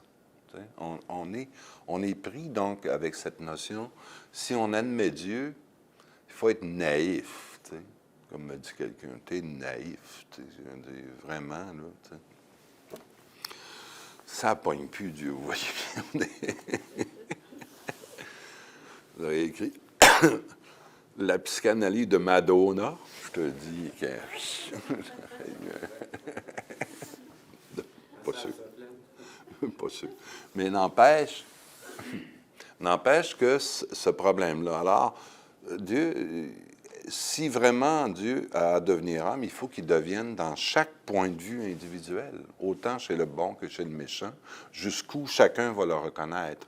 Et là, c'est là que rentre le lien conscient-inconscient, jusqu'à quel point on peut entrer en contact avec l'inconscient, jusqu'à quel point l'inconscient aussi, si on admet du divin ou une personne, veut entrer en contact avec le conscient. Et c'est le chemin que Jung propose maintenant.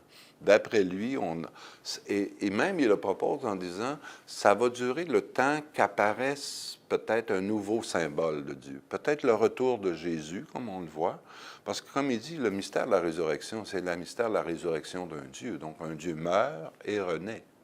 Ça se peut que aussi le christianisme meurt, mais renaisse peut-être sous une autre forme, ou qu'il y ait une autre religion qui va apparaître. Les bouddhistes attendent un messie, eux autres aussi, qui s'appelle Kalki. Ils l'attendent pour 2140, je crois. Je me souviens d'avoir lu des textes tibétains, qu'eux autres aussi parlent de... qu'il va y avoir une sorte de libération dans un siècle ou deux, Puis comme on disait au début, ben, on rentre dans l'ère du Verseau. Puis le Verseau, le symbole, hein, c'est un jeune homme qui est enlevé justement par un aigle. Je parlais de l'aigle tantôt. Il est enlevé vers l'au-delà, vers le ciel. Alors, il y en a qui disent, ça, c'est le mythe. L'humain va aller dans l'espace. C'est le nouveau mythe, la nouvelle frontière. Et on va créer, à partir de ça, peut-être des nouveaux symboles. Joseph Campbell, qui est un bonhomme qui a écrit beaucoup sur... qui est un ami de Jung, qui a écrit beaucoup sur la mythologie, lui, il voit une nouvelle religion dans ce sens-là. Il croit que le jour où la première fois qu'on a vu à la télévision des astronautes regarder de la Lune la Terre, on rentre dans une autre époque. C'est autre chose.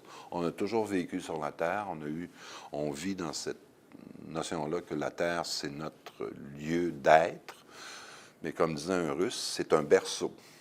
C'est le berceau de l'humanité, il va falloir en sortir du berceau. Mais tu sais, c'est à très long terme. Et comme disait Jung, on a bien beau aller sur Mars ou sur Jupiter, si le cœur de l'homme ne change pas, on n'ira pas. On n'ira pas vite. Vous savez, le plus grand problème pour ce qu'on pense d'envoyer des hommes sur Mars encore, le plus grand problème, c'est pas la technologie. C'est de laisser 6 à 7 hommes, on pense 6, je crois, ensemble pendant 4 mois, 6 mois. T'sais, ça, si l'inconscient n'est pas clair, watch out. T'sais. Et ça va être le problème, au fond, aussi. J'ai l'impression, si on s'en va au loin, qu'est-ce qui va rester comme monde intérieur? Si on vit juste dans le monde extérieur, le vide, la peur du néant, à un moment donné, d'après moi, va rendre fou tous ceux qui vont vouloir aller au loin. Si on crée un monde intérieur, et c'est ça l'autre voie, c'est-à-dire que le royaume de Dieu, et même ça, on le trouve dans des évangiles apocryphes, mais on le trouve, je crois, dans l'évangile de Jean, le royaume est à l'intérieur de vous. Jésus le dit bien à ce moment-là.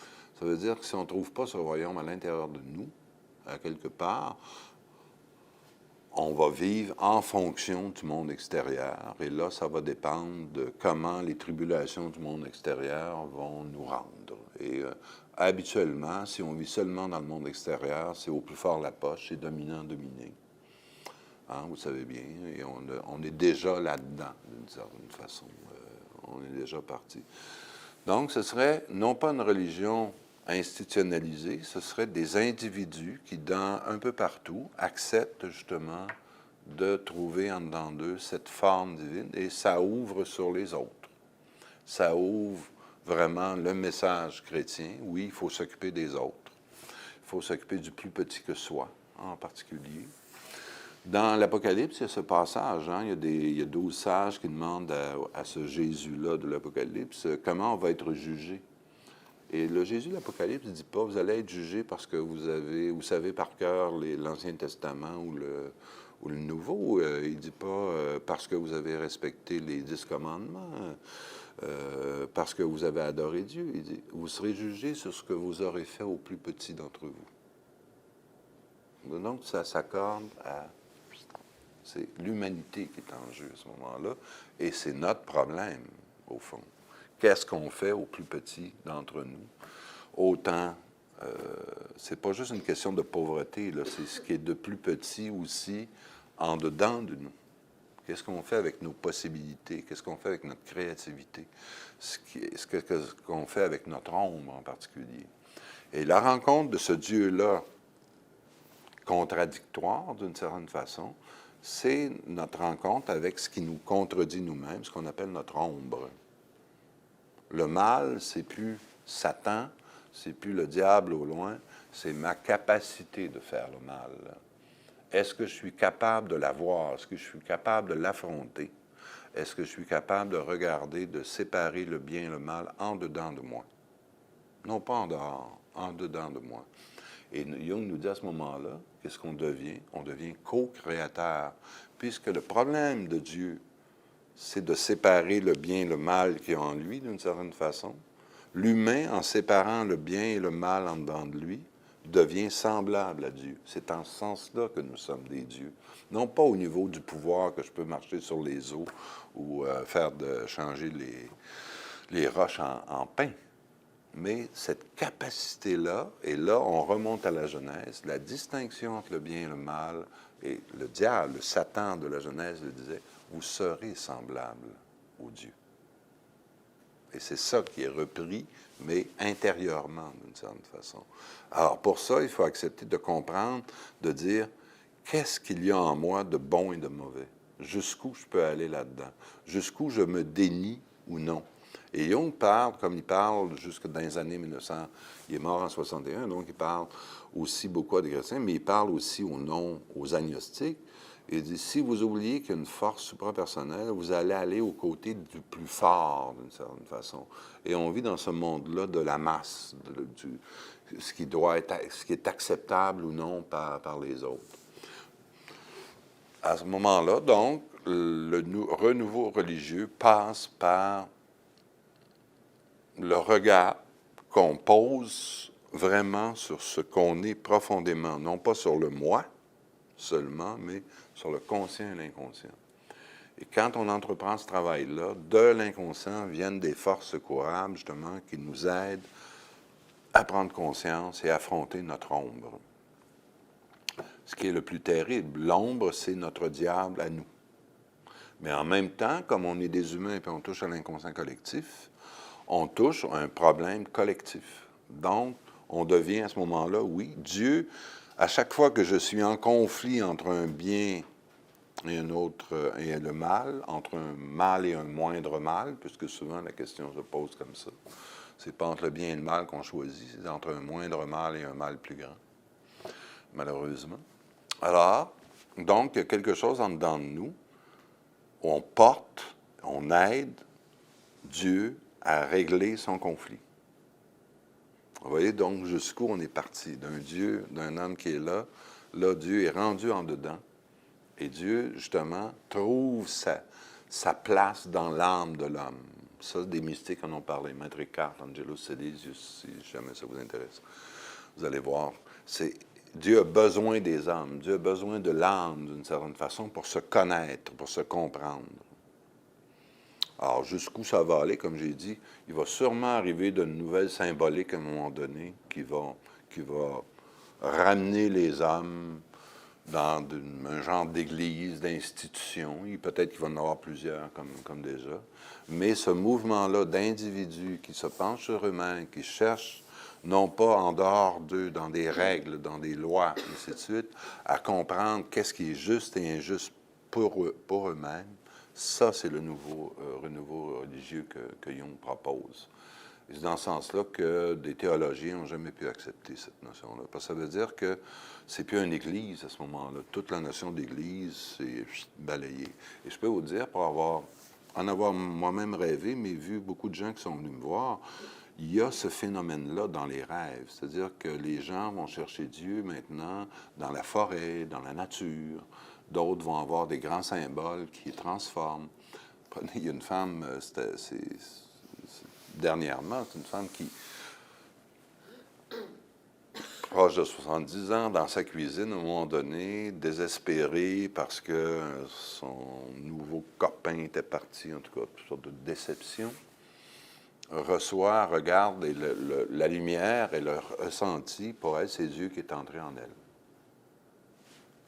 dans sa cuisine. Là, le problème, c'est qu'elle est en inflation, c'est qu'elle dit à tout le monde qu'il faut croire en Dieu. Alors, elle a appelé toute sa famille, puis elle leur a dit, vous allez à l'enfer. Elle prend le vieux modèle de son expérience personnelle. Mais là, elle a fait le rêve suivant, c'est qu'elle est dans sa cuisine, et en arrière d'une série de gousses d'ail, de la fenêtre, il y a une énorme grenouille qui apparaît, qui saute d'un bras, et la grenouille envoie sa langue sur elle. Et a été complètement sidérée par ce rêve-là. Qu'est-ce que vient faire une grosse grenouille verte dans mes rêves? Bien, j'ai dit, ça, c'est Dieu. Et chez les Égyptiens, c'était la déesse de la fécondité et du renouveau, la déesse Eket qu'on l'appelait, la grenouille. Alors, vous voyez, c'est pas le Christ qui est apparu, puis ainsi de suite. C'est un symbole extrêmement ancien, mais en même temps, un symbole c'est personnel, c'est pour elle, son expérience du divin à elle va passer peut-être par ce symbole-là. Puis là, il y a d'autres rêves qui vont venir, je l'espère. Mais ça l'a tellement surprise. Et là, elle présente ça à son père, à un moment donné, qui est couché, puis son père est mort depuis 30 ans, mais c'est un athée, vraiment agnostique scientifique, a été élevé dans un milieu complètement athée, où on ne croyait pas, on se moquait même du religieux. Et là, son père se détourne aussi. Alors, j'ai dit, il faut que tu ne pourras pas le faire accepter. Il faut d'abord que tu comprennes qu'est-ce que ça veut te dire. J'ai dit, ça te touche avec la langue, ça veut dire, ça veut te parler. Et là, ça a été énorme. Ça va me parler. Tu sais, Dieu va me parler. J'espère qu'il ne parlera pas comme à Job. Mais il faut dire, j'ai déjà eu des prêtres, à un moment donné, qui doutaient de leur vocation en psychanalyse. Et moi, je leur disais, si vous croyez en Dieu, j'ai dit, demandez-y. Si vous croyez en Jésus, demandez-y. Hein? Non, hey, ça se peut pas. Jésus, on le voit à travers l'Évangile, puis on en discute, puis c'est les théologiens, puis ainsi de suite. Et il y en a un qui le fait, et ça l'a transformé complètement. Jésus, il est apparu, puis il a dit, tu peux bien quitter, si tu veux, mais je t'aime mieux quand tu es prêtre. Je te fais une promesse, garde-la. Mais si tu la gardes pas, je te punirai pas. Et ça l'a tellement... Il était tellement content. Il n'allait pas être puni, puis aller aux enfers, puis ainsi de suite. Ça l'a changé là, radicalement, comme tel. Vous voyez, donc, c'est ça, la nouvelle expérience. C'est une expérience personnelle pour chacun, à la mesure de notre capacité de pouvoir contenir nos contradictions, notre conflit intérieur. Et ça, c'est pas facile. C'est ça, d'une certaine façon, c'est le problème de la conscience. C'est-à-dire qu'on doit, d'une certaine façon, montrer à Dieu qu'on est plus conscient que lui. Et en lui montrant, lui devient conscient de lui-même. C'est pas Dieu qui nous donne la conscience. Il nous a donné peut-être là, la conscience, mais à quelque part, être vraiment conscient, c'est accepter les contradictions aussi. Donc Dieu, c'est plus juste un Dieu infiniment bon. C'est un Dieu qui est bon. Oui, il est capable d'une bonté infinie, mais il est capable d'une cruauté infinie. Pourquoi? Comment? Et ça, on peut l'interroger à ce moment-là. Alors, vous voyez, c'est assez particulier donc, comme voie, mais comme dit Jung, si on ne le fait pas, si on se donne des pouvoirs divins de détruire la planète, si on n'est pas capable de voir, imaginez à ce moment-là un fou qui touche à ça, qui ne connaît pas. Tu sais, prenez par exemple tous les jeunes soldats américains qui sont dans des silos, qui ont le droit de peser sur les boutons pour envoyer des missiles, c'est tous de jeunes chrétiens, très souvent, qui sont vertueux, puritains, puis on vérifie s'ils sont mariés. S'ils ne connaissent pas leur inconscience, il n'y a pas une pulsion qui leur monte à un moment donné. On ne sait pas ce qui peut arriver. Donc, il faut se connaître. Si on ne connaît pas cette capacité au mal, aussi, tu sais, c'est le chemin que moi j'ai suivi, j'ai essayé de suivre, que d'autres suivent, que je m'aperçois. Ça a toujours été un chemin assez solitaire. C'est pas un chemin de la masse. Ça peut pas être un chemin de la masse. Ça s'enseigne pas non plus. On ne peut pas passer à la télévision et dire aux gens, devenez vraiment vous-même. Ça se voit pas. Donc, on est un peu, d'une certaine façon, pas condamné, mais lié, comment je dirais ça, obligé, d'une certaine façon, de le faire un petit peu dans les marges,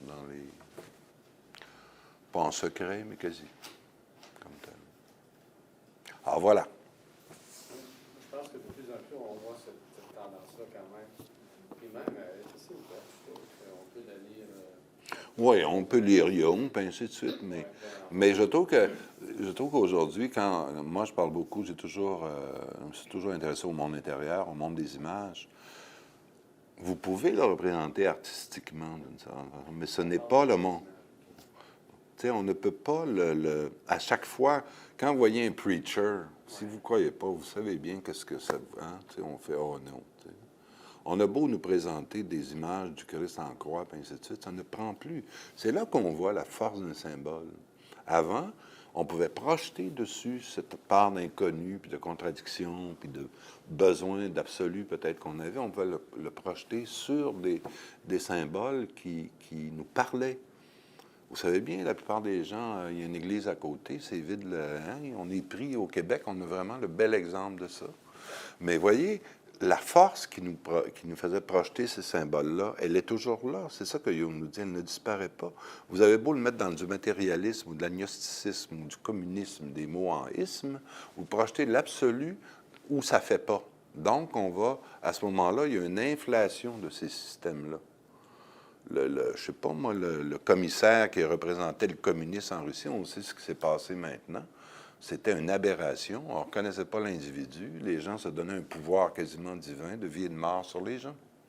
Donc, il y a quelque chose, si on ne trouve pas un bon symbole ou si on ne trouve pas par en dedans, on le projette sur des choses. Et là, moi, je dis, présentement, on est en train de se le projeter sur les vedettes, sur ce côté-là de devenir un dieu dans sa vie parce qu'on passe à la TV.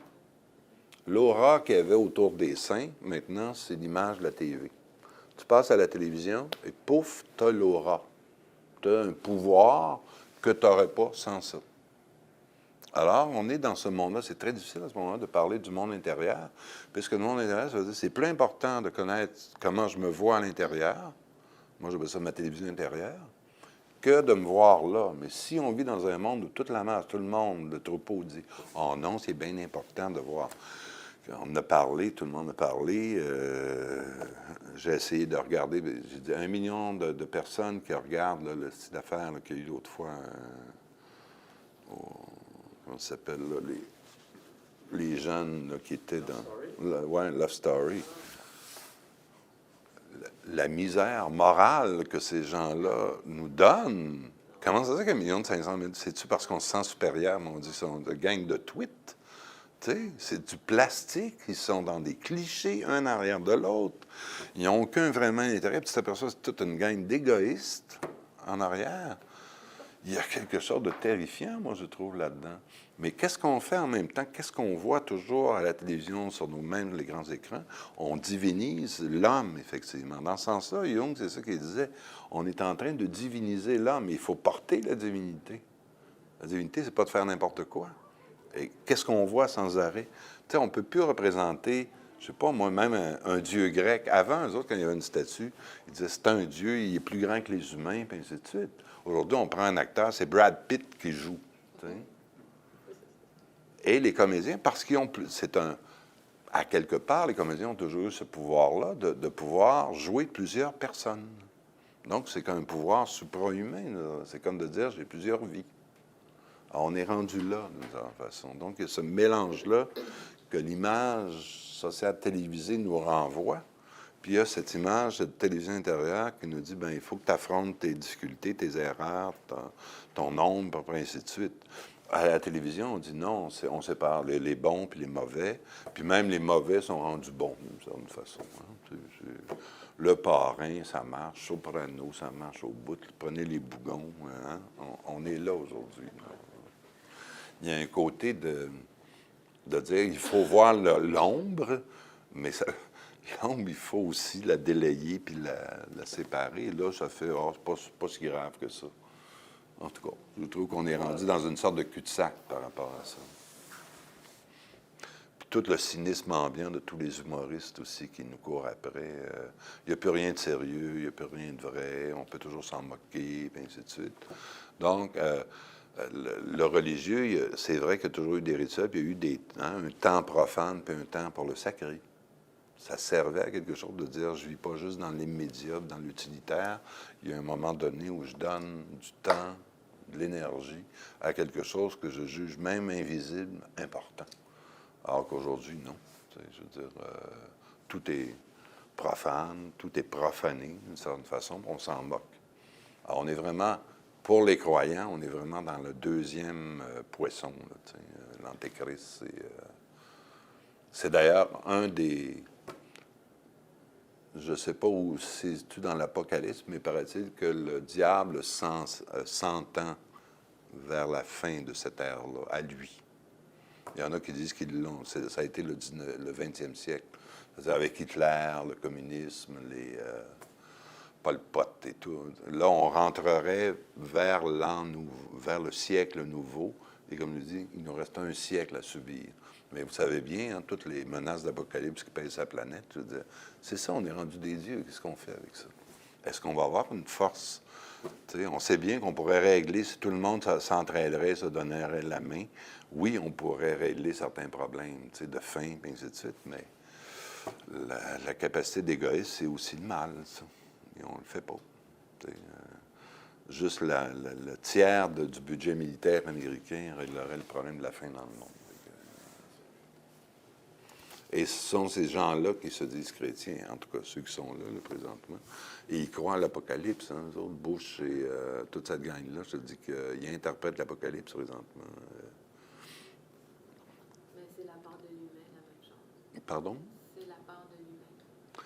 Oui, mais il y a une sorte d'inflation, d'orgueil, justement, moi, je trouve, de ces gens-là, et ils le mettent dans une sorte d'historicité. Vous savez que les groupes chrétiens, New Bern américains, donnent beaucoup d'argent à Israël parce qu'ils attendent la fin du monde, parce que, supposément, à la fin du monde, Israël va se convertir au christianisme.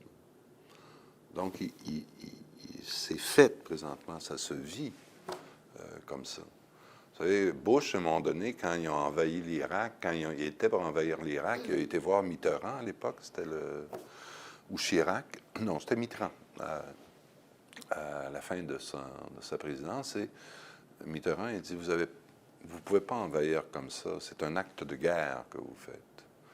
Et Bush, il a dit, c'est Gog et Magog. Là, Mitterrand a fait, bon, et il était voir ses conseillers, il dit, qu'est-ce qu'il veut dire, Gog et Magog? Dans l'Apocalypse, Gog, c'est l'Antéchrist, et Magog, c'est l'armée de l'Antéchrist. Et pour lui, il parle dans ces termes-là. Tu sais, que Saddam Hussein, c'était un antéchrist. C'est vu qu'il tuait de la façon, ainsi de suite. Puis il dit que dans le monde arabe, il y a des antéchrists, présentement. Et il y en a, comment il s'appelle, Schwartgard, il y a un de ses conseillers qui, a tous les 3 fois par jour, eux autres, ils font de la glossolalie. C'est-à-dire, ils font louloulouloulou. Puis là, paraît-il qu'ils parlent directement avec Dieu. Ils sont là, eux autres. Ils sont dans ce monde-là. Ils attendent à peu près pour 30 ans l'Apocalypse. Puis le danger, c'est ça que Jung dit, il pourrait très bien le déclencher. Il pourrait très bien la déclencher pour dire, il va y avoir un énorme bouleversement, Israël va naître, les chrétiens vont prendre le pouvoir, puis on va avoir un nouveau millénium, c'est-à-dire qu'il va y avoir un petit bout d'antéchrist, puis là, ensuite, il va y avoir pour 1000 ans un royaume chrétien, avec Israël chrétien. C'est des textes, ça, et des croyances, des reborn Christians. Ils marchent là-dedans. Notre ami Harper fréquente ces cercles-là. Ça se dit jamais. On dit, ben non, je ne sais pas de religion, mais c'est ça qui est en dessous. C'est leur croyance profonde, quelque part. Alors, face à ça, qu'est-ce que... C'est Comme dit Jung, si un individu change, on change l'humanité. C'est pas il dit des zéros par-dessus des zéros, ça ne change rien. On a des problèmes de masse, il n'y aura pas de solution de masse. Ça va être des individus qui vont changer, peu à peu, ça va changer le monde. As-tu d'autres questions, des remarques? Non?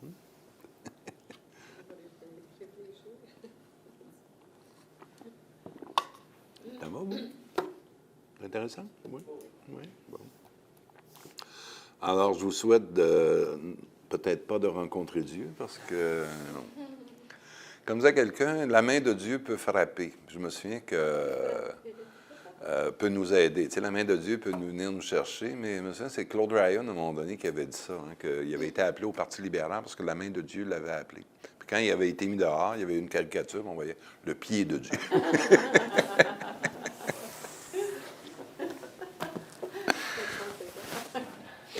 Je ne sais pas. Si vous voulez revenir la semaine prochaine, c'est ça. Ça va être plus, je parle des excès, donc de Dionysos.